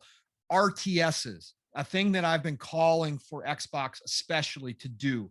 I know they're niche. I know they're not for everybody, but RTS games are huge on PC. There are a ton of them. And if I can get those on this, dock it, sit on my couch with a keyboard and mouse if I need to, be it. A lot of them on Steam also have controllers, right? They have control schemes that they've set up for controllers. Cool. I get my RTS library that I've been waiting for in this thing. So the Steam Deck for me is definitely a must buy at some point for me. I'm going to wait. Like I said, I'll probably budget it into next year. I'll see how everybody likes it when it first comes out here. And then I'll budget it in next year. But I think for me personally, this is a huge step forward. This is something that I've been kind of looking for all my life. Like I said, in a perfect world, we'd have one console or one system that played everything, whether it be on a monitor, whether it be on a TV, whether it be handheld. We could just buy all of our games in one spot. Yeah. But we're not going to have that. But this thing is going to come close to that in a lot of ways. And for me, this is a dream scenario. And again, we'll see. Again, it's just we don't know anything. We haven't seen it in practice yet. We haven't, gotten a hands on. Nobody's gotten the ability to see how easy this thing's going to be to work with. But if it lives up to what they're talking about, I'm all in on this thing. I think it has a real chance. Even if like you said, Steele, it's going to start as the hardcore, right? The hardcore adopt this thing first. But if it does take off, as we know, the ripple effect is huge. If people start seeing more and more people play this out in the wild and asking what it is, I think it could expand out beyond the hardcore. Now, I'm not saying Switch levels. Switch is not dead. Nintendo's not going anywhere. None of that garbage. Again, I've seen that floating around out there. Will this push Nintendo to maybe speed up their Switch Pro process or their Switch 2 whenever they're going to release it? It potentially could. Yeah. It potentially could. But again, Nintendo's going to do their own thing. Again, respect that hustle over there. I never, again, Nintendo they're not going to change overnight. They're not going to all of a sudden be scared of this thing. That's not going to happen. So, but I'm just saying it could push it a little bit. But to see this come out at this time, I think Gabe and Valve took a look at what's happening with the Switch market, realized that the handheld market is, in fact, really, really strong at this point, and there is a place for a system like this. And I think they wanted to beat a lot of people to the punch when it came to the handheld PC market, because they saw the tech finally get to the point, especially with AMD, to be able to do this now. And again, with their aggressive price point, they really want to carve out their space early. Yeah. Because Gabe even came out and said it was painful, right? This was a painful price point to hit. And so we know what that means. We know that they're either breaking even or they're probably losing money on the hardware, right? That's probably where we're at this point. But they want that adoption rate. Highly possible, yeah. Right. They want that adoption rate because that's going to be huge for them. And then I also look to the future. Again, we've talked about it on this show. I've talked about it on other shows. You and I both see a future, when Gabe finally does decide to, kick back and go onto an island somewhere and just enjoy some margaritas or whatever he likes to drink, that there is a potential that Microsoft steps in and makes a move for Valve. And Gabe's relationship with Phil is strong. We know that they talk a lot. We know that they've met. I'm sure Phil was aware of the Steam Deck. I'm sure he was definitely aware of it. Game Pass coming to Steam has been smoke that's been out there for a long time. It makes sense. Again, if you can load your own OS, it's not going to matter. You'll be able to get Game Pass for PC. You'll be able to do all that. You're going to be able to download the Epic Store if you want to. They've already confirmed you're going to be able to have any kind of storefronts you want. So it's an open system. So that's really cool. So no matter what, you're going to have Game Pass, but at the end of the day, if Microsoft were to make a play for Valve, and I say Microsoft because it would be a gigantic move. It would be probably the biggest in the history of video games if they made a move on them. And it would definitely be the corporation Microsoft. It wouldn't just be Xbox that was, taking over Steam and Valve. It would definitely be a bigger play. At the end of the day, you've got your handheld right there that everybody's been clamoring for. And in the interim, there could be a partnership. I could see a partnership. And again, this is just me throwing stuff out there, but I like to think about the possibilities. Xbox could certainly partnership with Valve and get an Xbox branded Steam Deck down the line. And it would make perfect sense. They could customize, the OS, do a lot of different things, and make it just an Xbox branded Steam Deck, and you have yourself your handheld that everybody's been clamoring for. So that's where I'm at with it. I absolutely love the idea. I'm excited for it. I'm excited for the possibilities and what the future. I love when people push things forward, and this handheld PC market is definitely, again, in only the beginning stages. So I would like to see somebody like Valve jump in with something like this to say, hey, let's go. let's go. This is a huge market. Let's try it out. Let's give people something at a reasonable price point, and see who adopts it and how fast we can get this in people's hands, and see where it goes from there. I think it's super cool, and I'm happy for the PC players who have never had this type of option outside of a gaming laptop to be able to take their Steam library wherever they go. That is a huge, huge win for anybody. When you've invested in these games, you have this gigantic library. The more options for you to take it wherever you want to, the better. So I'm all for it. Yeah, I mean, I feel like that's the most important thing, man. Again, we always hit that nail right back on the head, as far as just having options. I don't see what the problem is of having more options. People always try to come at the angle, oh, what do we need that for? Nobody wants that. And it's like, well, somebody does. At the end of the day, it's just accessibility. Who cares? If you want the hardware, you're gonna want the hardware to sit down in front of your big old TV, like I will, or in front of your monitors, whatever the case might be, to get that experience. But if you want something on the go, why not have that option? And I feel like that's a unique thing to have. With that being said, man, I mean, you got anything else that you want to say about this good old Steam Deck, aka Game Gear? Nope. I think we're good to go. Again, it's all going to just be a matter when we get it in people's hands, and we'll see the day one adopters.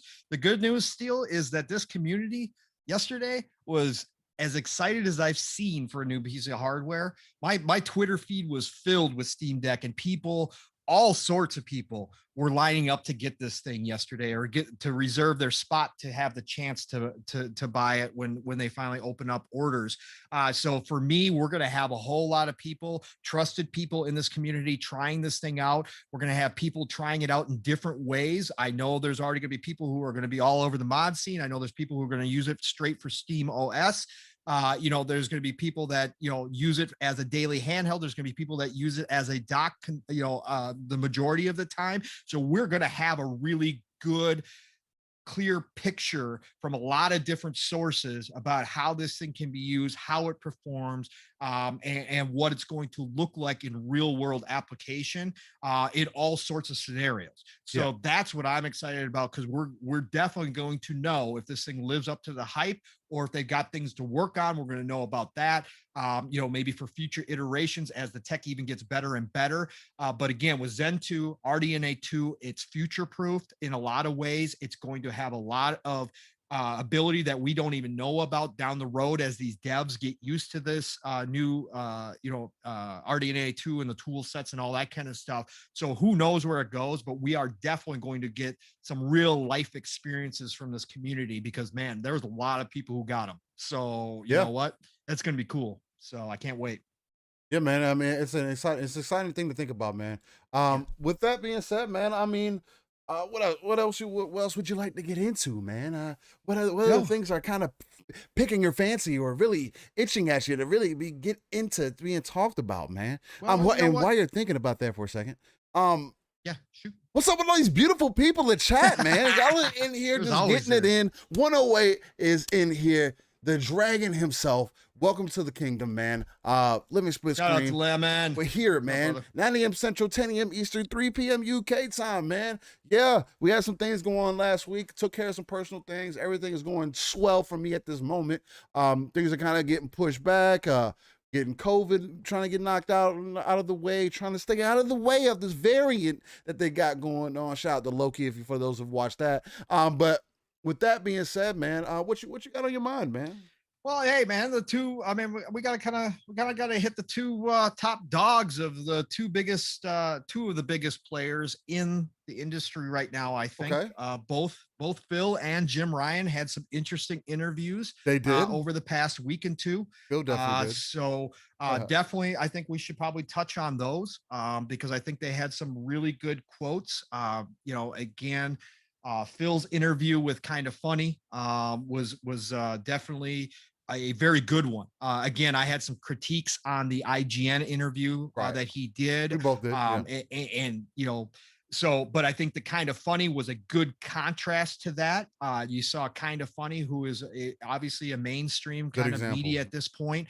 But man, they do a nice job of, again, just no matter what their preferences over there, and I have critiques of Kind of Funny as well. No matter who they're, no matter who from over there is speaking, at least they attempt to be natural, to be neutral, to ask good questions, and to make the people that they're interviewing feel comfortable. And you could see that Phil was right at home with those guys. They treated him like just another, yeah, they treated him like Phil Spencer, like the head of Xbox, but they also treated him just as a gamer. Right. Yeah. They as somebody they can just sit back and talk to, not like the IGN thing that they got going on over there, which is crazy. But anyways, I really enjoyed the interview. I thought he had some really good thoughts on a whole wide spectrum of ideas. So we should probably pick some of those out. And then we had Jim Ryan come out and do another interview and make some interesting comments himself, which he always does. He finds a way, no matter what, in his business, very cut and dry form, he always winds up having a few quotes come out that are interesting to digest. So let's talk about those. We could start with Phil first, and we'll go into Jim. Okay. So let's start with Phil. So again, he was on What Kind of Funny, had a great interview, and some of the ones we won't cover everything that he said. There's a lot in there. Anybody who has not watched it yet, go check it out. It's well worth your time, I think, personally, if you're interested in the industry and kind of what Phil's ideas are. But let's just start with the big one that kind of caught some traction, which to me is we kind of talked about on Xbox Ultimate last night with Phil giving some praise for the DualSense controller. Okay, and we can talk about that for a little bit. Yeah, we just talk about it a little bit. We talked about it at length on Xbox Ultimate, but it's still interesting because a lot of people are about this, right? A lot of people want to hear about, anything new that they might do to enhance the experience, right? So for some people at least. Phil had praise for the DualSense, said that there was some things that they had seen, and of course I'm paraphrasing here, but they had obviously looked at the DualSense, saw some things that obviously people liked with the haptic feedback and the triggers. And then he said that they may, think about doing some of those things down the road with the Xbox controller. So Steele, I'm going to throw this to you first. Okay. Since I know kind of where you're going, because we just talked last night about it. But right. Again, what's your overall feeling about changing the controller, adding some of the DualSense features to the controller? Would you like to see it in every controller, or do you think they should start with just maybe the Elite 3 if they decide to do that and introduce those features there? Where do you think they should go with this? I stand on the side of, if you're going to do it, put it in the Elite 3. But at the same time, I also want consistency. You know what I mean? We talked about that a little bit last night. And it's kind of been a thing where, look, the Elite 1 goes down as one of my favorite controllers. What I didn't enjoy about it is that the grips came off of it. The leather gripping or rubber gripping or whatever you want to call it, that sat on that controller came off on 3 different controllers that I had. Luckily I had a warranty, so I was just able to swap them out as they got messed up or whatever the case might be, and it was cool. But it's blatantly obvious that there needs to be some more thought put into the designs and everything like that. And one of the things that you brought up yesterday, which I wholeheartedly agree with, is the whole stick drift thing. Stick drift is such a big thing. I don't necessarily think it should be as common as it is. At least for Nintendo, it's super common. There, you really don't have the option of, let me just replace one Joy-Con. Your average consumer is not going to do that. As many people say, you can just go buy a set of Joy-Cons on Amazon or eBay for $10 and do them yourself.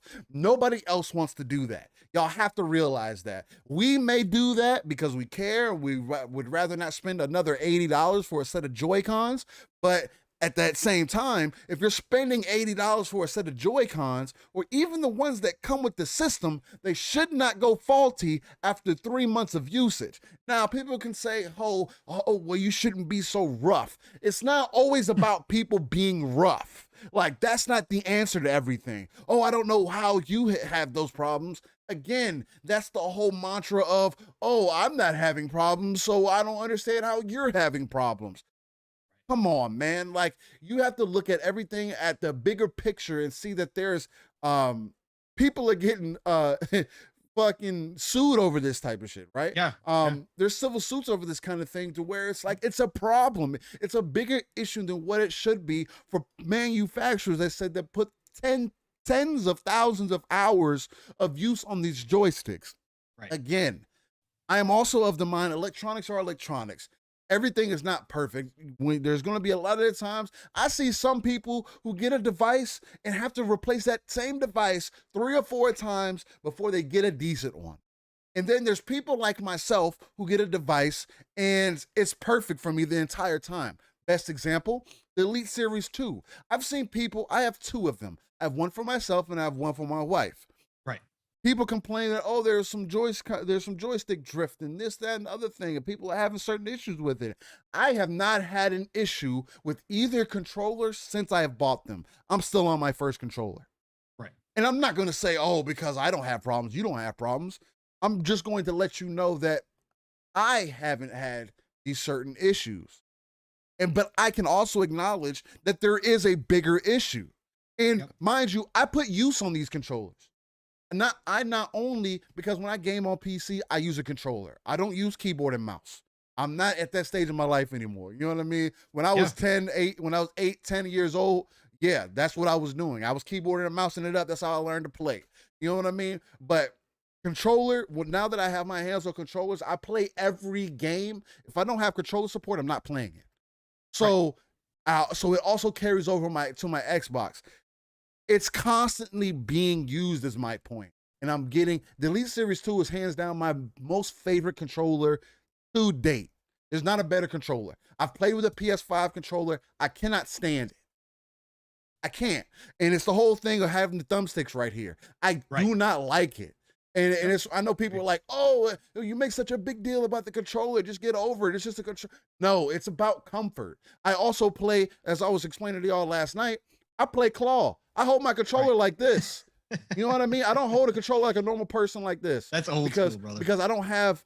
You're too young to play with a claw. That started a long time ago. You don't have access to hit the buttons and control the stick at the same time. I never liked that. So I like the whole claw mentality where you have access to your full controller. Doing it on a PlayStation controller, as much as I could do it, it's annoying. And it cramps my hands up a lot faster than it would on an Xbox controller. And that is such a big difference for me. A lot of the things that they have going on, like with the rumble features, or what is it called? I can't think. Haptics. Thank you. With the haptic triggers and everything. I don't know why that couldn't come up to mind. That's all right. With the haptic triggers and everything, that is cute to me. Right. I could care less about it. I don't play with vibration on controllers as is. If it's not a racing game, I don't want vibration in my controller. I don't want my controller to do anything but control the game, because I get immersion from the game itself, paying attention and being involved in the gameplay. That's why I'm also a stickler of gameplay. I'm a heavy, like, gameplay at the end all to be all is something that's going to keep me invested, along with customization, you know. But gameplay overall is what keeps me invested. You making me feel like I'm getting rained on a little harder on walking through sand, I don't care about that unless I'm playing a VR game.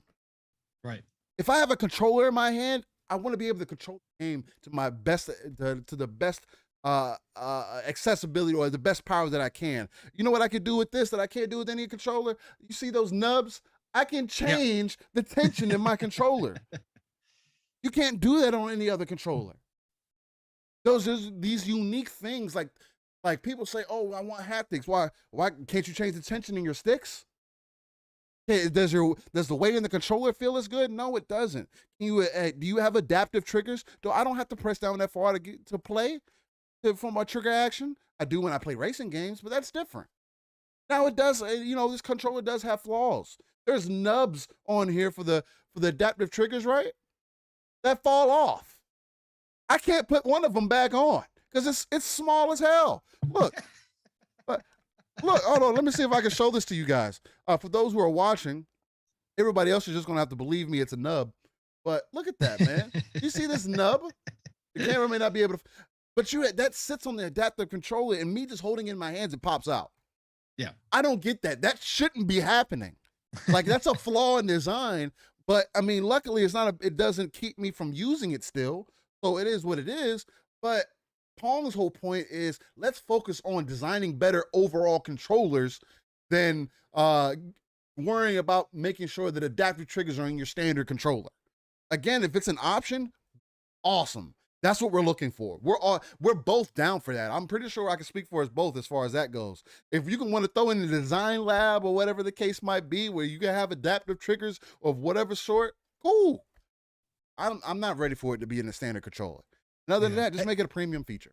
That's hey, Stubbs had a question for you in chat. He asked, he said, hey, Steele, can I ask a question about the Xbox Elite? I was told the other day that Elites are only for try-hard FPS MP multiplayer games only. Is this true? God. No, man. The controllers, whatever you want. See, this is my thing about premium controllers, right? Because premium controllers have been a thing for a long time. Whether you're getting them painted or getting things added to them, they're glowing in the dark, whatever you do. For me, it's about comfort. It's about feel. One of the main things that sold me on this controller, for example, was the stick sensitivity, the stick tension, the adaptive controllers, the grips. I don't have any issues with this controller. But the thing that's important to me for controllers, it's about what you want out of it, right? You have to make that investment. If you see spending $150, $180 on a controller is worth it to you, depending on how much you use it. Again, I use this controller every day. I don't use any other controller, period. So me spending almost $200 for two of these, $400 for two of these controllers is every bit of worth it to me with warranty, because I'm getting the full use out of it. And if I have any issues, I can go right up to my Best Buy. They're gonna hand me a brand new controller. I feel like a lot of people should do that with a lot of their electronic devices. Unfortunately, that's just the way that it works.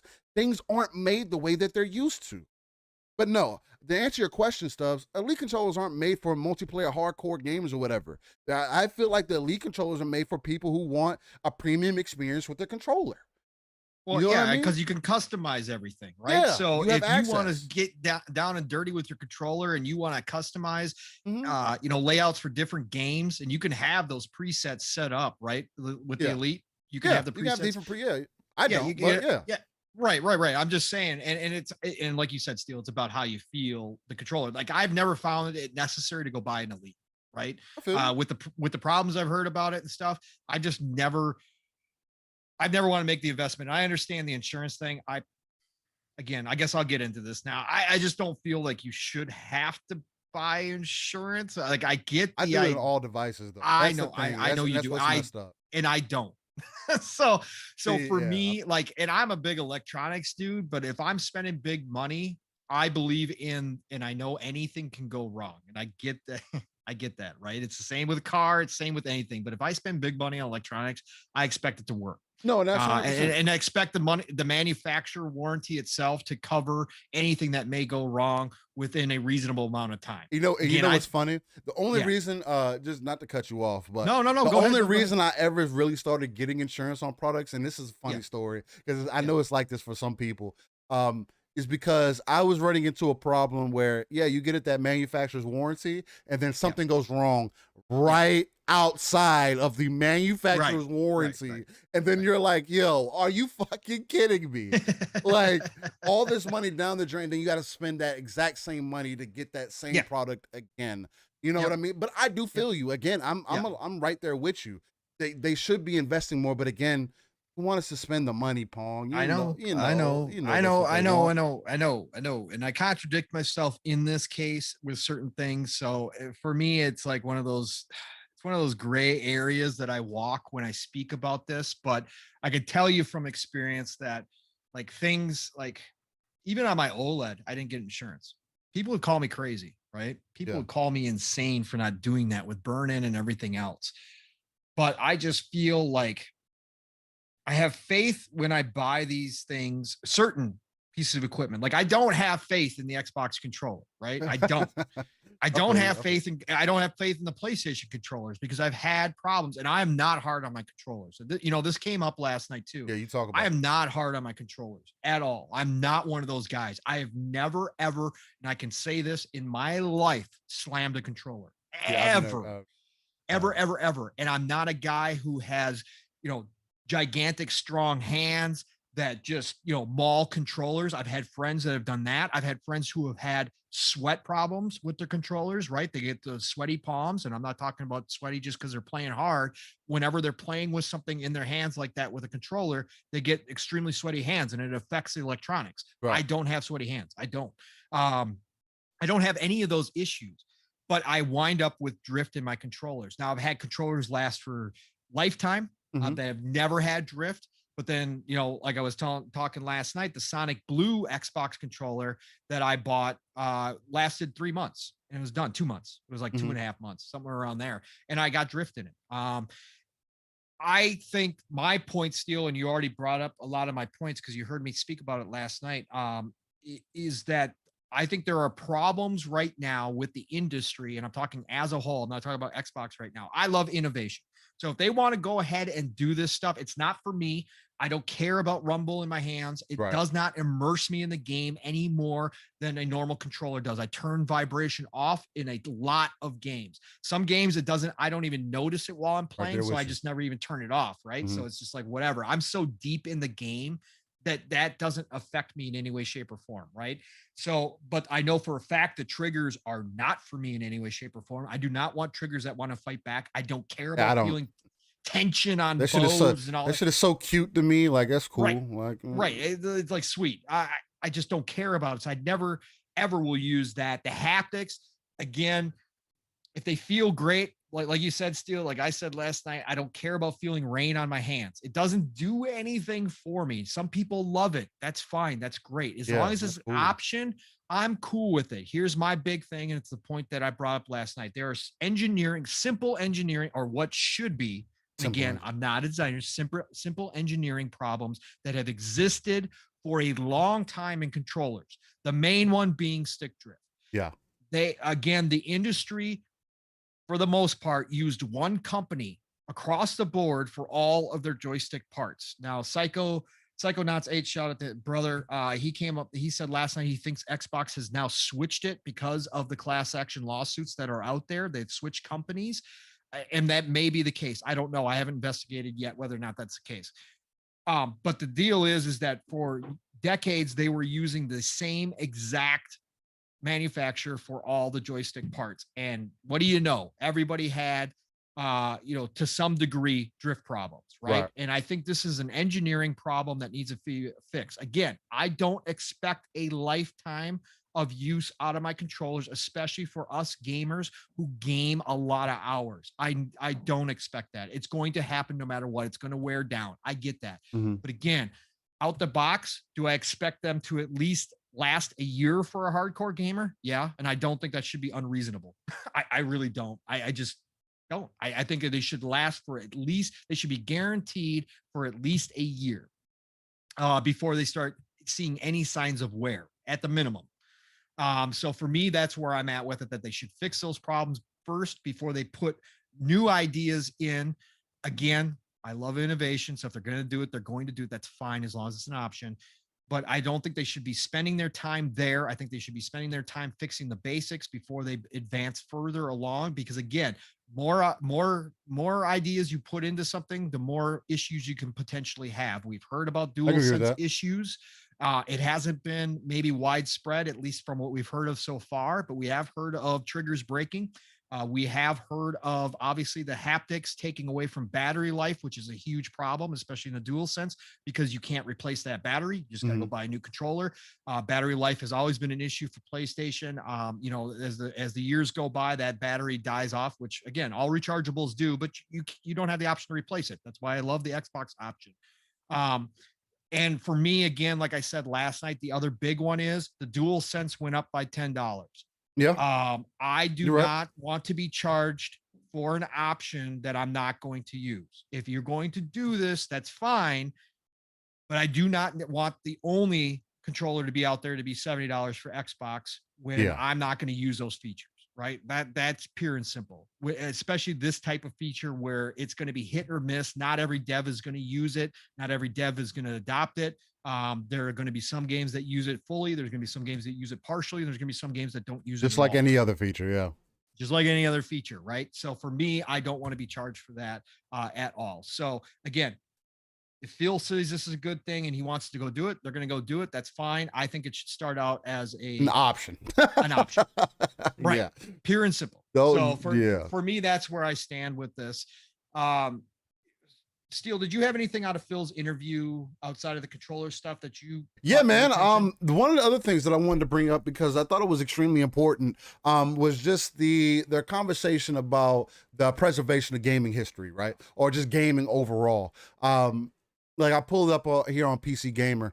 They were talking about the potential loss of video game history is something that Xbox boss Phil Spencer thinks about. He states like this: I really wish as an industry we'd come together and help preserve the history of what gaming is about, so we don't lose the ability to go back, he said during the Kind of Funny interview. Again, I'm getting this from PC Gamer. I feel like that's an important part. And I'll dive into that here right after this next part, because this kind of ties everything in, and because he speaks to it. He says, I think about what the Paley Center did for TV.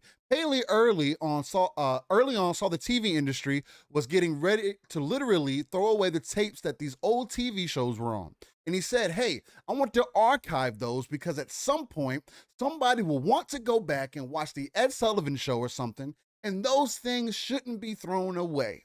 As an industry, I would love it if we came together to help preserve the history of what our industry is about, so we don't lose access to some of the things that got us here today. Again, this is something that is extremely important. I wanted to see if I could pull it up on Edge itself, just so that you guys can see what I'm pulling from. Also, let me see. Yep. And bada bing, bada boom. So again, nice. As it states, as an industry, I'm going to say this statement one more time. I would love it if we came together to help preserve the history of what our industry is about, so we do not lose access to some of the things that got us where we are today. This statement in itself is so powerful. If you do not understand what Xbox is going for, if you do not understand what Microsoft Play is, if you do not understand why gaming is now a pillar of what Microsoft is doing, this statement tells you everything that you need to know in this one sentence. Because this is something, and again, this is something we've been speaking about since day one. Gaming is art and should be treated as such. Movies are art and should be treated as such. You don't think about how old those movies are until you start watching them. And even then, it's more of a attraction to you because it's memories that are deeply embedded within your memory banks in your brain that bring up all this great feelings and butterflies inside you that help you reminisce and whatnot. And those memories should not ever be forgotten, because those are the things that help us grow. Those are the things that have an impact on us as people. And those are the things that have been an influence on any industry overall. The preservation in gaming, giving you accessibility, giving you options that you didn't have before. Nobody took this into consideration. The crazy thing is, this is something that's always been prevalent on PC. This is what PC has always had. It's preservation. I can go right now and play any game that I ever wanted to. Matter of fact, I could emulate any game that ever existed to this day. Why is it complicated for a common console that has a backlog, has a history of whatever game and whatever content, whatever IP, and it can't carry it forward through generations? It doesn't make any sense. And why not speak to those to those things because it's what matters. How can you understand? It's one of the things I get on my girls about all the time. Like, I don't mind them playing Minecraft. I don't mind them wanting to play Fortnite. I don't mind them playing Humans Fall Flat or whatever the case might be. But my daughter asked me the other day, "Hey, Daddy, I want to buy this game. Can we buy this game?" You know what I told her? I said, "Hey, this is one of the rules that I have. Hey, if you want to buy this game, you need to beat one of these other games first." And it's one of those things where, because I want her to understand what gaming is about. Like, cool, you like Minecraft, but you need to also understand what else is out there, so you're not locking yourself in this space, because I know a lot of people do that. Right. You know what I mean? And it's also about that experience with your kids, right? You get into it with them, you play with them, you sit down and watch them or whatever, and you give this in this entire experience. And it also could be a life lesson, because what I've seen in my daughter, at least, is that she's at that kind of age where I think a lot of kids are like this nowadays, unfortunately. But I can remember I had some issues with it back in the day too, where just as a kid, you get into something difficult and you quit quickly. Like, it's not a hesitation. It's like you get frustrated and you just turn it off. And as a kid, that's understandable, because you want the path of least resistance. And you can do that in your creative modes and everything else. But how can you develop your skills and get better or understand what gaming is overall about if you don't get at least some of the roots, right? So, and it's just one of those things, and it just goes kind of hand in hand, because again, like I tell her, you got to learn where you kind of come from, right? So this sentence in itself speaks so much. So I kind of want to ask you about it, Pong, too. Yeah. From this statement, out of everything that I talked about and was brought up in that kind of funny interview, again, when I bring up the statement that as an industry, I would love it if we came together to help preserve the history of what our industry is about, so we do not lose access to some of the things that got us where we are today. What does this sentence do for you? How do you feel about this? And again, like we always talk about, this whole preservation in gaming, man. Speak on it. Yeah. Again, this goes back to everything that Microsoft has been doing. With the backwards compatibility, this just falls right in line with what we've heard from Phil. This is consistent statements, right? This is something that obviously we know. Anybody who has listened to Phil talk and seen the moves that Xbox has made, it definitely is near dear to heart. He's not giving us lip service when it comes to this. This guy is a gamer at heart.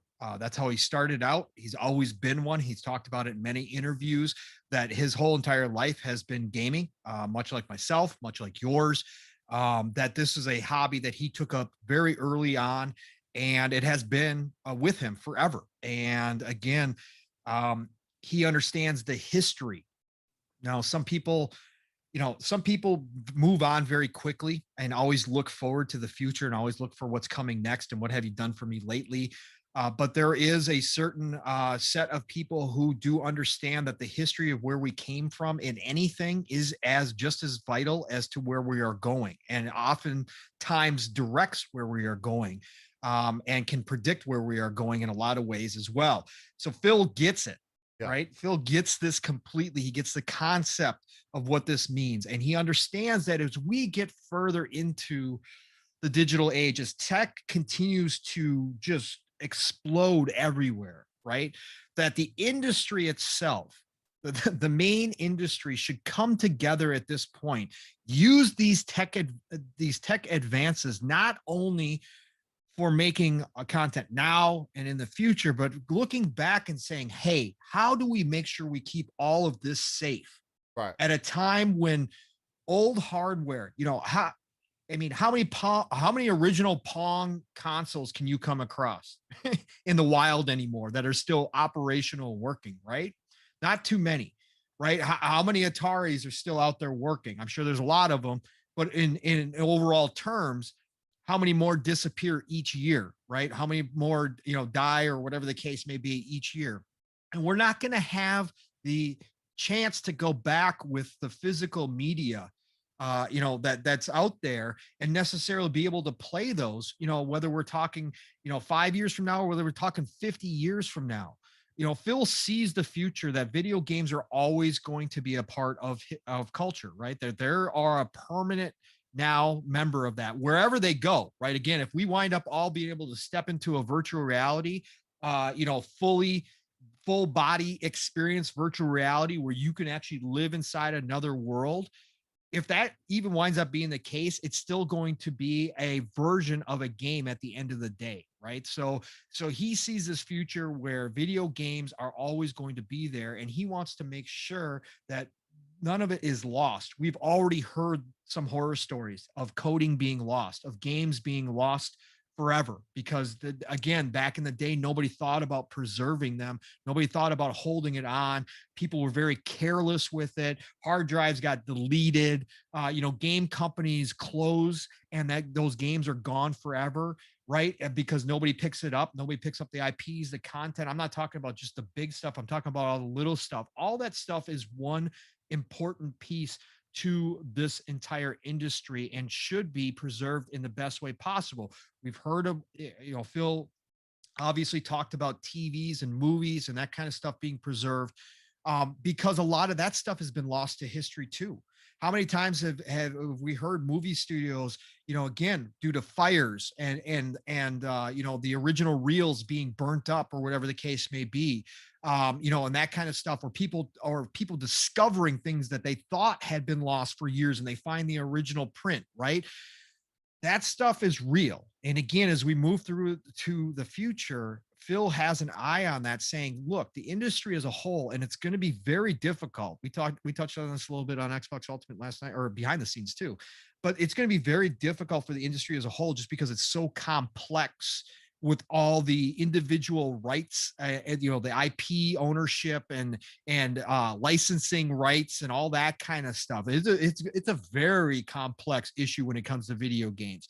But the industry has to come together, because this is important for future generations to be able to go back and experience. If somebody wants to go back and experience the original Pong, they should be able to do that, whether it's 5 years or whether it's 50 years from now. Somebody should be able to go back and say, hey, I want to see where it all started. Let me see what this thing's all about. I've heard about this game Pong with bars and two little dots on the screen, right? That I want to go see what this thing was about. They should be able to go do that. And you should be able to experience those things the same way that they originally were created. Again, we see a lot of content being updated. We see new, variations, being rebooted. But at the same time, this is something that should be, or the original should be kept, and the original should be made playable. And again, it's going to be very hard to do, but they can do it. If they got together as a group to say, hey, this is important. Let's do everything we can. Everybody agree upon this, that we're going to create some kind of library of video game history, that when a IP is no longer viable, an IP is no longer something that holds value in ownership, that we're going to make sure that we take that IP and we place it in this vault, and we make sure that the generations ahead are able to access it in its original form and be able to play it, so that we can keep that history alive. And I think that's something, and again, I don't know all the particulars. I don't know. I can't even wrap my head around what it would take to get something like that done, but I think it should do. Dragonheart Yobi, I feel like the gaming industry should move towards not keeping vital information or coding on hard drives anymore, should move it towards secure online storage, so that way it isn't lost. Great idea, Yobi. Again, as tech moves forward, as we get more options out there in order to store this information, absolutely, I agree with you. 100%. And I think that is an important thing. And I'm glad Phil brought it up. Yeah. It was something that I also caught my attention when he was talking about it. I know you and I talked behind the scenes, but for you and I, we know it's important. We agree upon this. And I think I'm glad that there's somebody like Phil who's at least talking about it, because you don't hear a whole lot of talk about this. You don't, outside of maybe podcasts and enthusiasts and collectors and that kind of stuff. You don't hear that talk come from the big shots a lot. They're always talking about what's coming down the road. Hey, look, we got these great new games coming out, blah, blah, blah. It's always about the business side of things. Phil, obviously gets it again as a gamer, and I'm happy that there's somebody like him in the position that he's in to speak out about it. And I hope people take notice and take him seriously, and maybe some people reach out and they start conversations if he hasn't already started those conversations.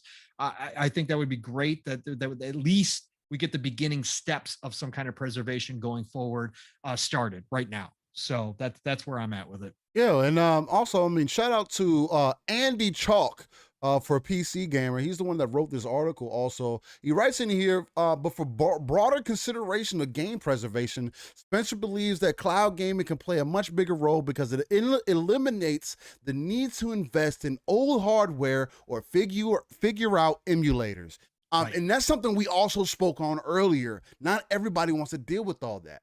But the reason I wanted to kind of continue this is because this is one final thing that I wanted to throw in there for the people so you can get a full understanding of where Microsoft may be going or where the overall headspace of what Xbox is. Again, it's Xbox 20 years of Xbox to this date. So it's like we want to bring these things up, right? But in a similar sense, Spencer said more recent releases benefit from online services like Xbox Live and Game Pass, not just for preservation purposes, but as a way of plotting possible futures that they may not otherwise get. So, quote, this is the quote, another quote from Phil. Seeing more people playing something like Prey or Dishonored, or you can go back to Fable, you can talk about those games. And for us, as we sit back as a creative organization and watch what people are interested in, it gives us more data to think about the things we might pick up and take forward with, new ideas and new teams that might want to go do that. It's, again, man, it just solidifies those things. Be able to go back and use and maybe pull from different ideas, maybe carry certain things forward. I mean, people go on and on about, oh, why don't we go back on in these other games, go to Castlevania and now make it a 3D, put it in a 3D aspect, and let's make it a third-person game. I just want that same game, but put it in a third-person form. And you could literally do that, but games have to be able to be preserved, and have it's art access. still, like you said. I'm not cutting you off, but it's art. Like you said, like we always talk about this. You've made that a major focus. Shout out to Everborn Saga, who also makes that a major focus of his talks. It's an art. And what do we do with great works of art? We try to preserve them. How many great works of art have been lost throughout history? Probably we don't even know about a lot of them, right? It's incomprehensible how many things have been lost throughout history. So again, if we're going to say that video games are an art, which you and I both agree upon, then we should do everything in our power, especially with the technology that we have nowadays, to preserve it and to keep it for future generations, no matter what. Exactly. That's the entire point. Now, to kind of start getting into the end of the show, because we also want to talk about this. Let's talk about the opposite end of the spectrum, Paul. Yeah. Where we also have Jim Ryan coming in, talking to TMT Post, a Chinese publication. Why can't he talk to gaming sites? Why does he have to go to GQ? Why does he have to go to TMT Post in China? Why can't he just talk to like Phil on Kind of Funny, Phil on IGN, even though I didn't like the interview, but it doesn't matter. Phil on IGN, Phil on Kind of Funny, Phil on what was the other podcast he was on? It always escapes my I always forget. Anyways, goes to some of these smaller gaming podcasts and even does interviews. Why does Jim Ryan have to go to these suit places? I know that's his comfortability and I know that's who he is, but Jim, come on, try to come down amongst the little people. Please try to come down. I respect you. You were put in this position for a reason. You're a businessman. You're a numbers guy. I get it, but please try to come down to our level every once in a while and talk and connect with your customers a little bit outside of these places. Sorry, I had to do that. No, you're good. It's so weird. It's just strange. It is strange because he also said some strange things in this interview, right? Yeah. He's got some quotes. I was writing some things in here, but I'll start off with saying this. One of the key points that they start off with is that he said in that interview that it's better to wait and have a great game than to rush and have a game that is okay or quite good. Now, starting off with, that quote's not a bad quote. I can agree with that. Nothing wrong with that. Nothing wrong with that. Okay, cool. That's what's up. But he continues and says, players only remember best games rather than okay games. If it is a best game, players may want a sequel and they will also want to buy a sequel. But no one really cares about a game that is only okay. He concludes that Sony won't settle for less. We want the best. Okay. Yeah. Reasonable. I can understand that. He cites Ratchet & Clank Rift Apart as an example, a game he's been playing recently. Ryan's definition of a best game is one is. Do we believe that? do we really believe that? Okay. Ryan's definition of a best game is one on which can arouse certain emotions of the players. Oh, so Jim, you know about emotions? Such as making the player feel excited. Jim, you know how to feel excited? I'm sorry. Feel the adrenaline rush or feel happy or sad. Were you did blowing on the controller make you happy? Sorry. Anyway, again, Sony's first-party teams have been excelling over the last decade or so. And many of their games certainly pack an emotional punch. Indeed, the best PS5 games are by and large the ones produced by PlayStation Studios. It is possible that that Ryan is alluding to something slightly different. Though what's clear is his aim for Sony's software lineup to be industry leading. That means games are anything less are unlikely to return, such as series as Gravity Rush, Days Gone. While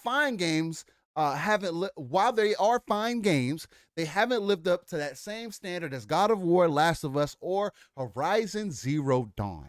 It seems Ryan's only really looking for home runs. Now this article is wrote by Stephen Talby. Also pull that up on the screen right there. So check that out. Make sure that I'm not capping about what I was reading. But you can check that out. But it's published by Push Square. Shout out to them. Again, is there anything that was crucial that he brought up in this? Not really. But at the same time, you see where Sony's mentality is at. Everybody wants to question and say, oh, get rid of Jim Ryan. Oh, why is there these games that are coming out? I only care about these AAA bangers, as everybody likes to say. These are the reasons why you're getting that. Again, we're seeing that there's a certain expectation that, again, it doesn't attract everybody. Sony lives off of the popularity of the console. It is a world-known brand. It's been out, it was out at least, it was one of the first consoles that really flooded the market. And that's mainly because it had so many other things going for it. The DVD drive, the accessibility, backwards compatibility that they no longer believe and are having a hard time with nowadays, which is crazy to think about, right? Because that was one of the bigger reasons you got a PS2. You can play PS1 games, you can watch DVDs, you could do whatever you wanted, right? And now you're seeing that they're coming away from that because games like God of War, Last of Us, and Horizon Zero Dawn are the money makers. I mean, they're putting out director's cuts now, so or self-embodied deluxe editions. So this will pass us off to you, Pong, just to kind of start off with you, man. I just wanted to start off with some light feelings. How do you feel about these things that he was saying, man? How do you feel about some of the things that he's alluding to as far as them focusing on their bigger budget games, focusing on their bigger titles because they want quality, man? What's up? No, on its surface, I don't have a problem because I understand, again, I'm starting again. I'll never know Jim personally, right? Never. I don't know how many people ever will. But from the surface level, from all these interviews, we're starting to get a real clear picture of what Jim's about, right? And again, again, when we talk about this stuff, we have a fun time, and the Lion Ryan memes and dancing, dancing moves Jim Ryan and Jim dancing moves Ryan and all that kind of stuff has been out there, and it's funny, and he definitely has deserved a ton of the criticism. And but I still respect the man because he worked his way up through a giant corporation to the position he's in. He's obviously good at what he did. He led the European division to all-time records. And again, we can debate how that happened or why that happened all we want. But at the end of the day, he still performed. And in any company or corporation as big as Sony, it takes a lot to get noticed. And it takes somebody with a knack and a extreme knowledge of what they're doing to get there. Now, his knowledge is obviously based in performance. His knowledge is obviously based in numbers, and that's what he looks at all day long. And that's what his eye is for. His eye is, I don't believe necessarily on creativity. He just wants to know what that creativity produced at the end of the day when it comes to value. Right? That's what he's looking at. So unlike Phil, I don't believe he's a gamer. I don't know him personally, but I don't on the surface believe that he is playing Rift Apart right now. I believe he's probably watching somebody play it. That would be my opinion on that. But again, when he speaks on this specific topic, as far as the quality, that Sony expects, and that's what they're focus is, and that in his mind people only remember and talk about the best of the best, right? Okay, look, yes, again, it's opinion based, but it's opinion based, but again, does everybody know Michael Jordan? And again, I'm not going to get the Michael Jordan LeBron debate, but does everybody know Michael Jordan? Yes, absolutely. Why? Because he was GOAT, right? He was the greatest of all time. He's at the top of peak of his performance. Does everybody remember, some of the bench players from the Bulls? No, they don't, right? Because they weren't the best of the best, right? But there's a whole lot of gray in between there. But from Jim Ryan's point of view, I understand why he makes a quote like this, because in his mind's eye, he is seeing that the people are willing to buy the best of the best, go out and rebuy the best of the best in a director's cut. He's seeing that nonstop. I will also give him a little bit of credit because a lot of what he says sounds like it would stagnate creativity, and maybe we'll see that in the future. Maybe we won't see as many new ideas come out of the Sony studios as we have in the past. That has yet to be determined. That can do that as well if that's your sole focus. But I will say Ghost of Tsushima as a new IP came out of nowhere, right? Came out of nowhere, and a lot of people call it, I haven't had a chance to play it yet, but a lot of people had it as their game of the year. And that was a brand new IP. That was a risk that the studio was allowed to do. My question, if you dig a little deeper into it, is if he is saying that that's what they're going for, would a game like Sea of Thieves survive? Would a game like Grounded survive? Right? Underneath Jim Ryan's eye and his values. Sea of Thieves came out in a terrible state. We'll just say it flat out, right? People hated it. There was a small base of people who stuck with it, and props to them. Again, they liked what they saw. Cool, great. But overall, it was critically panned. It was not it was not perceived well at all. But Microsoft, Xbox, allowed them to continue to grow that game, right? They allowed them to continue to push forward in that game. And now it is one of the all-time best-selling games, most played games in Xbox history, right? So would that game have died under Jim Ryan's watch? That's where I start questioning comments like this. Now, again, I don't know for a fact. We don't really have any case studies outside of, I will point out, Days Gone. Okay. Days Gone was a brand new IP, did not hit right, did not sell like they thought it would, does have a pretty hardcore base of people who love that game now, especially after all the patches. But would we see, and we already know that they are not working on a sequel as of yet. And a lot of that comments came out that was because Sony was not happy with the sales that it produced. Even though it was a brand new IP, even though that the team was kind of getting their feet wet in the AAA sector, even though a lot of things, say, hey, if you let this continue to grow and you give them a chance to do a sequel, they could come out with something really special, right? There's a lot of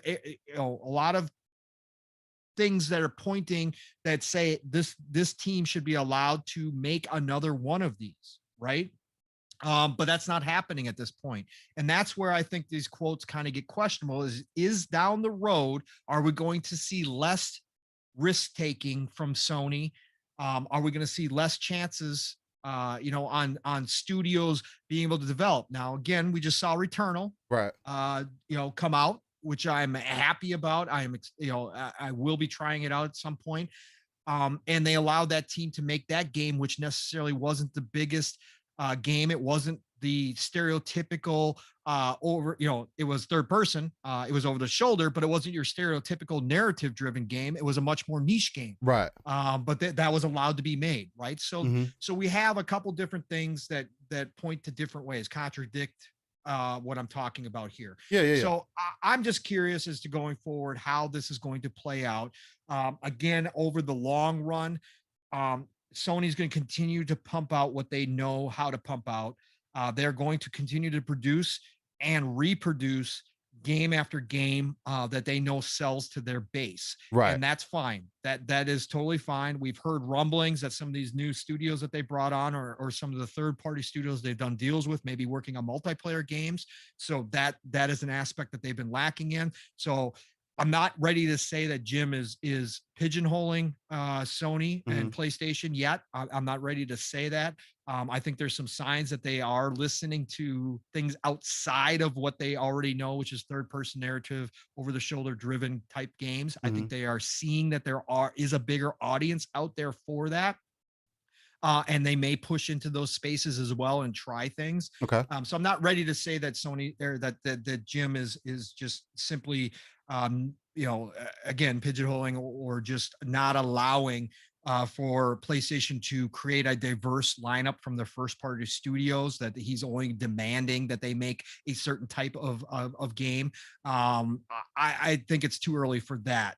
But again, all these little comments that he makes always kind of seem to line up that way. And you just wonder what that's going to lead to down the road, and what it's going to wind up missing down the road if he does not allow the creative freedom of the studios that we've heard that Microsoft and Xbox are currently allowing for, that they're just hands off on these studios and letting them do what they want to do and see what comes of it. And so we'll see. It's an interesting interview. He made some other comments in there that didn't make the biggest headlines. But for me, that one definitely stood out. And I think that the other one that didn't get a whole lot of traction, which I was kind of surprised about, some people were thinking God of War Ragnarok was going to be probably early 2022. His comment was a year or so. When they asked him about God of War, he said a year or so. That would push it into Q2, Q3 territory, possibly holiday. So we might not see God of War for a while. So that's something to keep your eye on, especially if Horizon gets pushed into 2022. I would imagine Horizon would be Q1. And then do you bookend, depending on what else you got, Horizon early, and then do you bookend it with God of War in Q4? That's kind of a light first party lineup. We don't know about Forspoken yet, where that's going to fall in.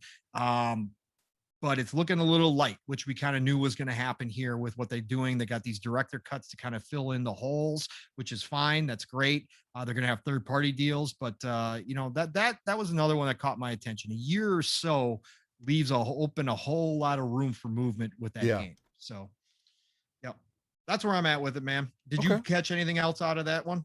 No, that was pretty much it on that. I mean, the biggest thing was just him speaking on, again, just reassuring the people what we've kind of been always speaking to, the fact that they're looking at what is making the money right now, right? They're going to release these director's cuts. They're going to bring these games to PC. I don't know why gamers or people are just trying to ignore that fact. It's something that needs to happen. Again, it goes right back into that preservation conversation. If you want to preserve PlayStation for what they stand for, you got to support them, man. And no matter what platform that they end up putting their content on. Again, that's why Xbox is getting all the love that it's getting, because no matter what, you're still supporting Xbox. Yep. I don't see that as a bad thing. Again, for me, What's funny to me about the entire conversation, with Jim Ryan is, again, everything is perspective. Yeah. What's a great game to you is in the eye of the beholder, man. And I'm not going to hold those same values. Again, Sony still hasn't put out a game for me to invest into into their console space, into their ecosystem. It is what it is.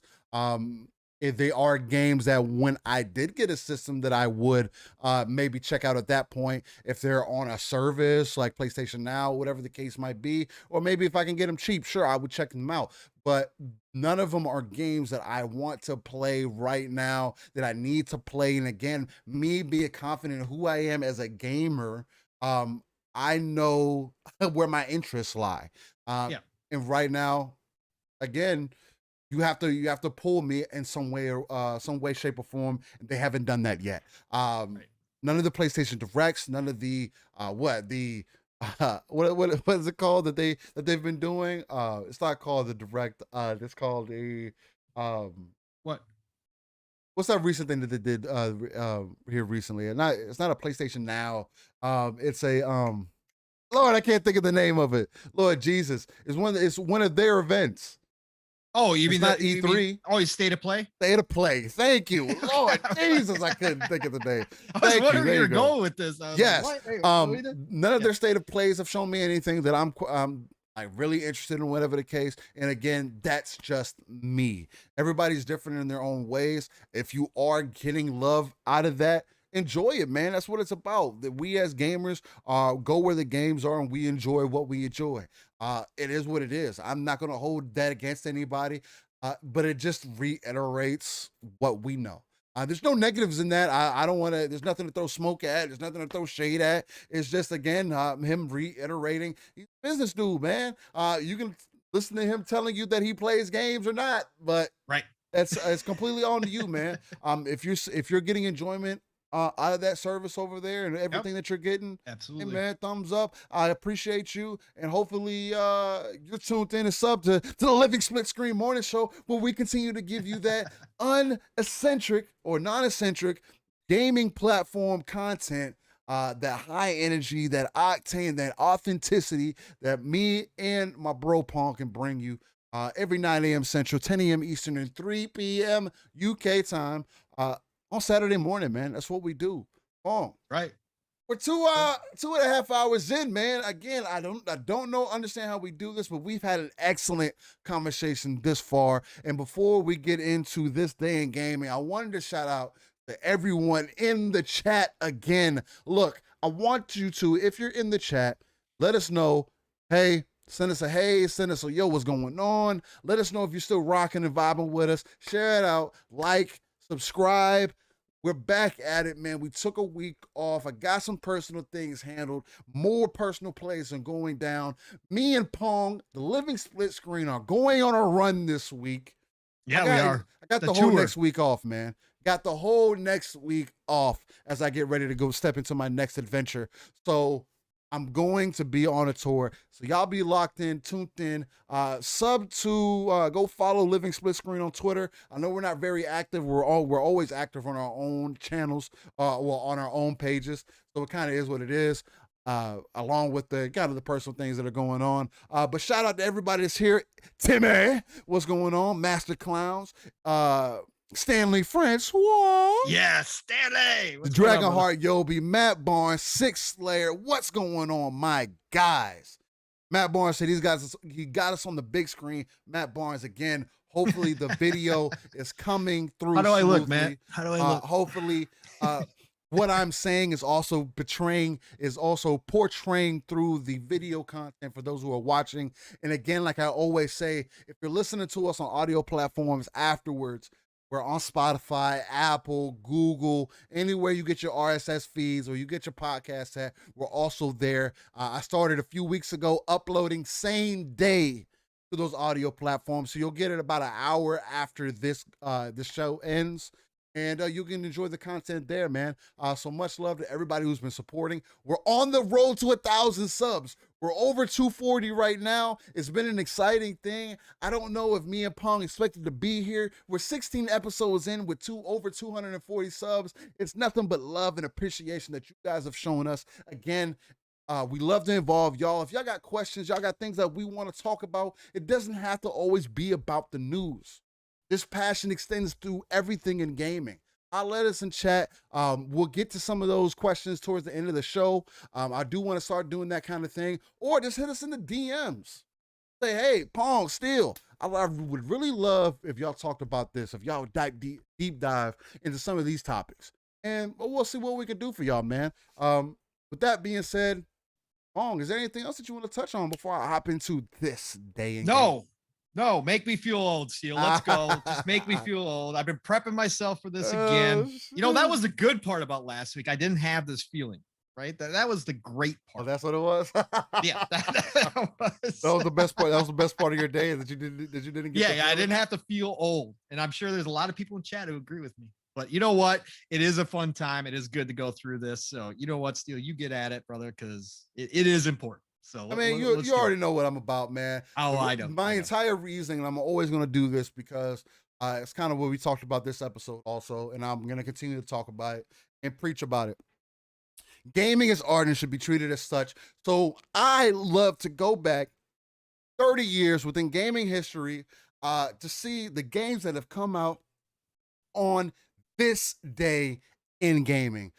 Because I like for people to go in their memory banks, reminisce a little bit on games that they might have played in the past, and bring them to the future. They may bring out new ideas. You never know. There might be a dev in this chat right now to be like, man, I remember that game from back then. I'm going to build a game right now off of that memory, and they could be the next great game. So Splinter Cell. Yeah. Anybody out there want to do it? Do it. Splinter Cell is definitely one of them.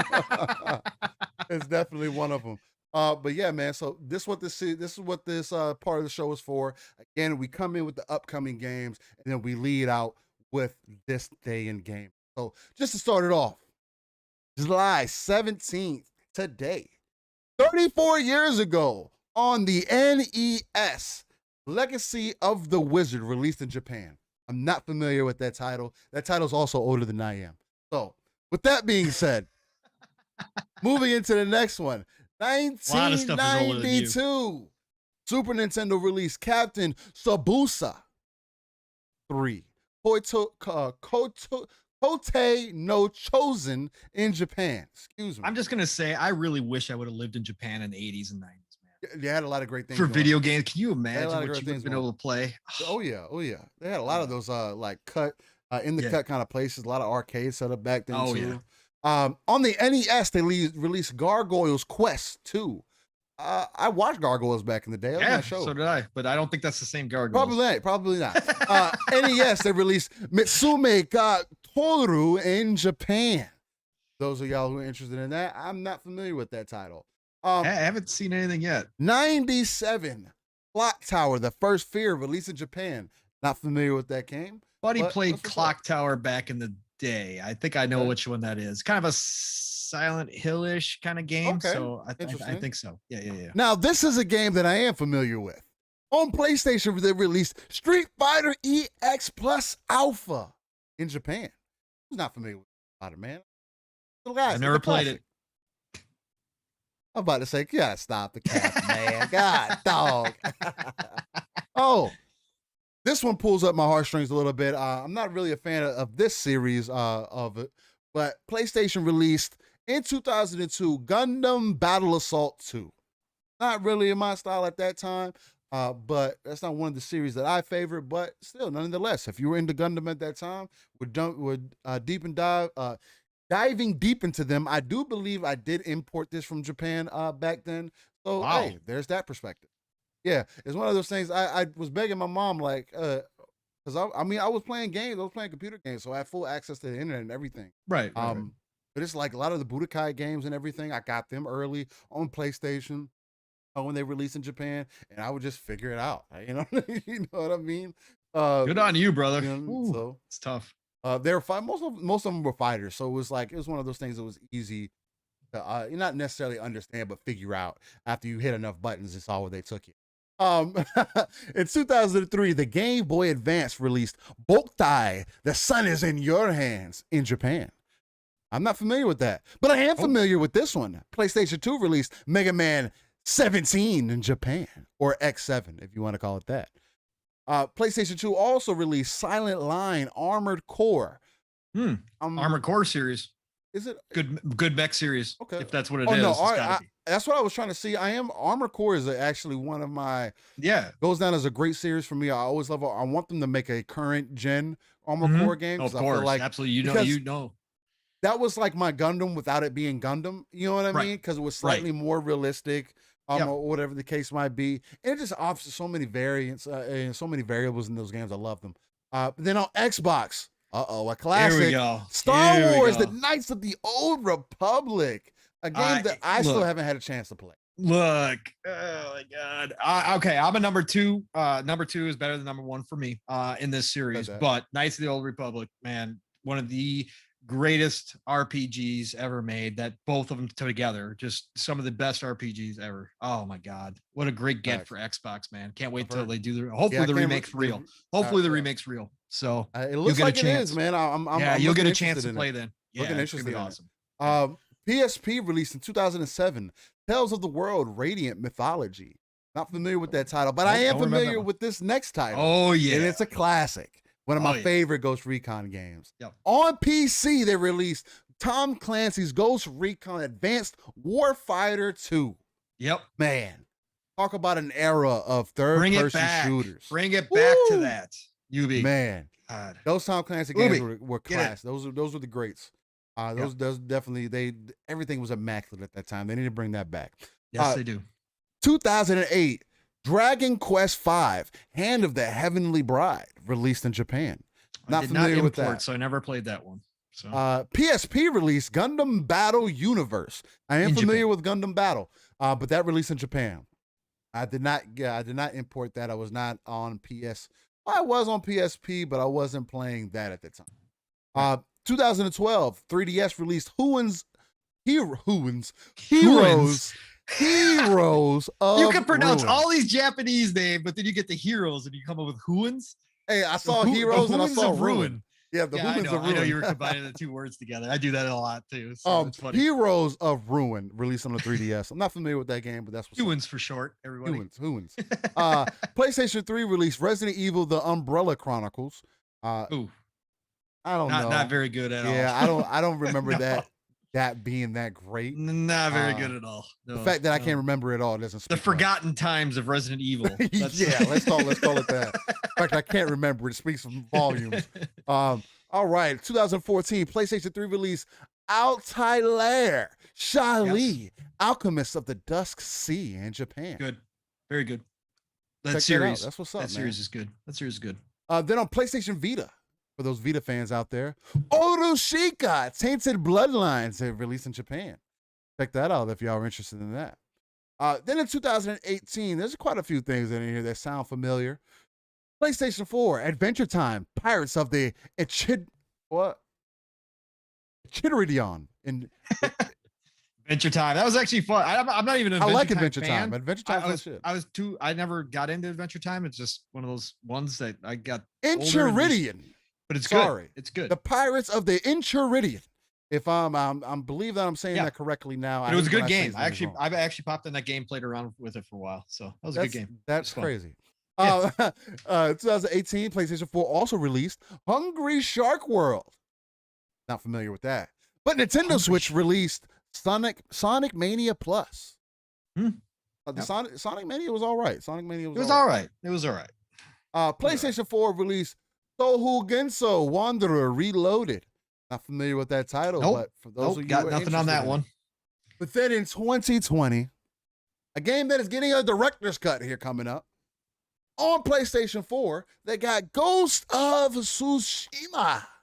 Yeah, I can't wait to play it. Definitely a game that I'm probably jump into whenever I end up getting my PS. Can't wait to play it on my Steam Deck. That too. There you go. And then on Nintendo Switch, they released Paper Mario, the Origami King. I like the Paper Mario series. And I enjoyed it back in the day. I like the fact that they're kind of keeping it going. I don't know how well the games are these days, but with that being said, this is your This Day in Gaming segment brought to you by Game Facts. Shout out to y'all Make me because feel old. they keep it live, raw, and uncut because I don't have time to put all that stuff together. But with that being said, Pong, this is the Living Split Screen episode 16 is in the bag, man. What's going on, man? How you feeling about this episode? Let the people know where they can find you. And again, man, just shout out some people in the chat if you want. Talk to them, man. How you feeling? My Saturday is back to normal. After last week, man, I feel good. Episode 16 in the books, brother, like you just said. We can close this one, wrap it up, man. Again, appreciate all the love. We got 55 likes on this one. That's one of our highest totals ever, which means we are, you know what? You always have that, for people out there, again, you always have that itch in the back of your head. And I know for Steel, it's the same way. If you're not going to do a show, you kind of feel like, man, we're letting people down. Yeah. Thank you all for coming back out. We love you guys. We love every single one of you that shows up each and every week. And to the new people that keep popping up every once in a while, man, thank you. Thank you so much for being here. Again, Steel and I started this just like the passion for video games. We started this as a passion thing. And that's what it will always continue to be. And again, much respect and love for everybody who sees that in us. And we want to continue to grow this community. Shout out to Wandering Dutch and Midweek Mix Up Collective for recognizing what Steel and I are doing here. Yes. This is important to us. It's fun for us. It's all about that. But again, we tackle topics outside of the norm news. We tackle topics that we, again, have a passion for. And as Steel said, if you guys do have other topics you want us to talk about or touch on, please hit us up. And we will try to do so. We'd love to start doing that more and more as we grow this community, because that's what this is about. Not every topic's going to be for everyone, just like not every game's for everyone. But at the end of the day, if we can all have a good discussion, if you can listen to me and Steel talk about something and learn something from it, hey, man, that's what we're here for. Even if it's only just a few of you, that's what we're here for. But again, we just love doing this each and every week. And so thank you all for being here. This is huge for us and where we want to go with this. Again, the sky's the limit. 3 billion people to reach. Man, we're going to need a lot of translators, Steel. That's fine. I don't care. Hopefully, look, man, because the important thing about that is if we have enough people to support what we do, man, like me and Pong could invest more into this. If y'all already enjoy what we're bringing to you now, as far as like the overall quality, as far as everything that's being brought to you as is, wait until we're able to invest more into what we have going on. Things are just going to only skyrocket from there, and I don't have no problem paying for a translator, Pong. I tell you what, it's one of those things where I want to be able to talk to the people. I want to be able to talk to the masses because I feel like representation is important. Me being a light-skinned dude myself, as a black man myself, there was something that was extremely important to me as I was coming up, watching everybody else. Again, I just recently started coming into the community about what now is almost 9 months, I guess I would say, because I always thought that you had to be of a certain kind or be a certain way if you wanted to be involved in it. I never thought to get online with people who had similar interests, and I never had people around me that were like, hey man, let's start a community or get into a community or whatever the case. And now being around people that have that motivation or have a like mind like me has been nothing but motivation. Again, I am confident in who I am as a gamer, and that will never go away. And I feel like that's something that's important because Pong is the same exact way. I didn't go, in a corner. I didn't hit up Pong and say, yo, man, I just really need to do something with you, man. No, like this. No, I did that to you. But it wasn't even that. It was one of those things where we've had back and forth or whatever, and there was an organic nature. And again, we've been able to put something together that a lot of people apparently love. Again, the passion, the energy, the organic nature. It is undeniable. Really, I just liked your name, Steel. Hey, that could be what it was. It could be. I was like, you know what? Look, that guy's got a cool name. I want to do a show with him. That's what it was. look, my name must be so great because Fallout 76, a game you just recently right. played, made a whole expansion for me Stole it. that I'm not going to play. Check out Fallout 76 Steel Rain. By the way, I'm gonna go copyright my name. That's my next step. I need some Bethesda money. By the way. Nah, but you know what? Still, you're spot on, and that's what we're going to continue to do here. As you guys can tell, we are real. This is how we are in real life as well. So again, no acting here. This is just me and Steel shooting the shit each and every single week, and that's why we did this, and that's why we continue to do it this way. And we're never going to stop. We just aren't. This is who we're going to be. Won't stop. Exactly.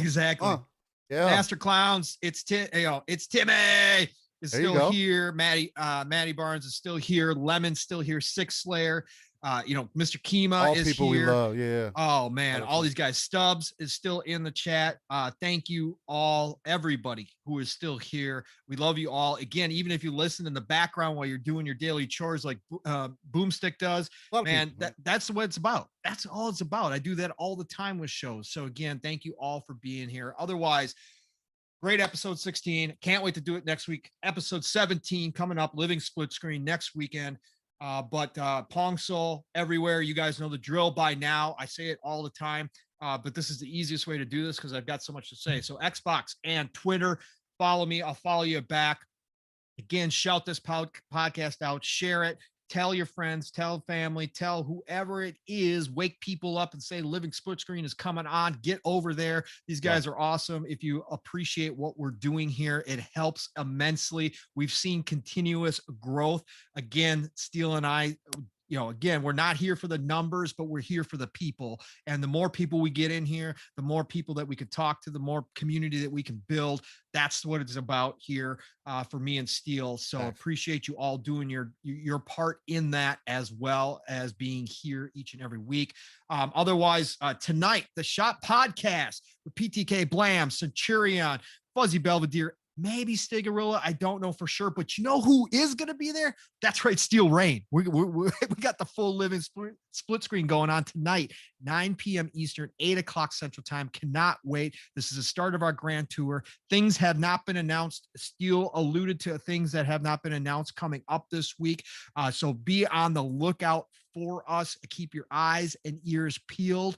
Tuesday, for sure, I will be on the Xbox Factor podcast with Mr. Boomstick, Zemi Games, and of course, a 3-bit work depending. My brother from another, Mav, has been filling in greatly each week. So who knows who's going to be there, but I will be there. Zemi will be there. Boomstick will be there. Huh? Yeah, you might be there. Yeah, you might be there still. Why not? Let's do it. So that's Xbox Factor Podcast, 12 p.m. Eastern, 11 o'clock Central Time. And then, of course, Friday, 2-Tab Friday. Hopefully this week, all things go well with K Mega and his family. Again, shout out to K Mega. Hope everything gets better, brother. And we want to see you back. But obviously, again, real life first, man. Hope everything goes well. I'm sending healing energy your way for sure. But hopefully next Friday will be 2-Tab Friday for sure with GRG. Xbox Ultimate, of course, is where I will be with Fun Speculation, aka Mav, his amazing wife Caitlin, and the rest of the Magnificent Seven. We are coming up on our year anniversary show over there for Mav. It won't be this week, but coming up shortly. So keep your eyes open for that. And then, of course, I'll be back here again next Saturday with my brother Steel, and I'll be doing this episode 17, giving you all of the love, all of the respect, all the passion we can for this industry. And that's what we're going to continue to do. So watch out for us again. Now that we're part of the Midweek Mix-Up Collective, who knows where we're going to go? Who knows where we're going to show up? Who knows what we're going to create? So keep a lookout for that. Again, shout out to Wandering Dutch and everybody over there. But again, love you all. Have a great weekend. Play what you love what you play. And we will be talking to you all, obviously, real soon tonight, 9 p.m. Eastern. That is a fact. The Shop Podcast. That is a fact. By the way, just a PSA for those who are listening and tuned in, and those who are going to listen afterwards. I unfortunately forgot to record the show, actually record it to my PC so that I can upload it immediately afterwards. So this episode by latest will be uploaded by tomorrow. Again, I have to wait for YouTube to intake all the information and process it so that I can then download it and upload it to our audio platforms. So unfortunately, that's my B on that one. Doing multiple things. The show acted like it didn't want to start in the beginning, so I was trying to make sure everything was going. That's why we started a little behind, but other than that, it worked out. Everything was perfect. Still, you're rusty. It is what it is. 1 week off. Look at this. It's falling apart. It is what it is. I'm just giving you a hard time. I'm not worried about it, but you know how much I appreciate you. Brother. Oh yeah, I just want people to know because I said it earlier that it would be uploaded same day. And again, that is something that I am highly considering. Not considering that I am actively doing. I just noticed I didn't hit the start record button also on my side. But it is what it is, man. You will also get this audio. If not by tonight, you'll have it by tomorrow morning for those who listen on the audio platforms. With that said, I, Steel Rain, otherwise known as just Steel, man, or Rain, depending on what you want to call me. I'd rather you call me Steel, but you can find me everywhere where you can type in a search bar. Steel Rain, the T is a 7. Come holla at me, man. I'm in the DMs. Let's talk. Let's have a conversation. Let's play some games. I'm a multiplayer dude, man. But right now I'm caught up in BDO. So y'all can hit me up on there. I can chat. I can do whatever I want when I'm playing BDO. That's what makes it so great. But anyway, with that being said, much love to everybody that was tuned in to here. Again, being part of the midweek collective is nothing but a great thing. They're allowing us to continue to be us. That's something that is extremely important to us because that's never going to go away. And we would never sell our soul to a devil that doesn't accept our offer first. No devil here. No devil here. But anyway, we're not about that. But anyway, just to be funny. But anyway, needless to be say, much love to everybody here. Excellent show coming back.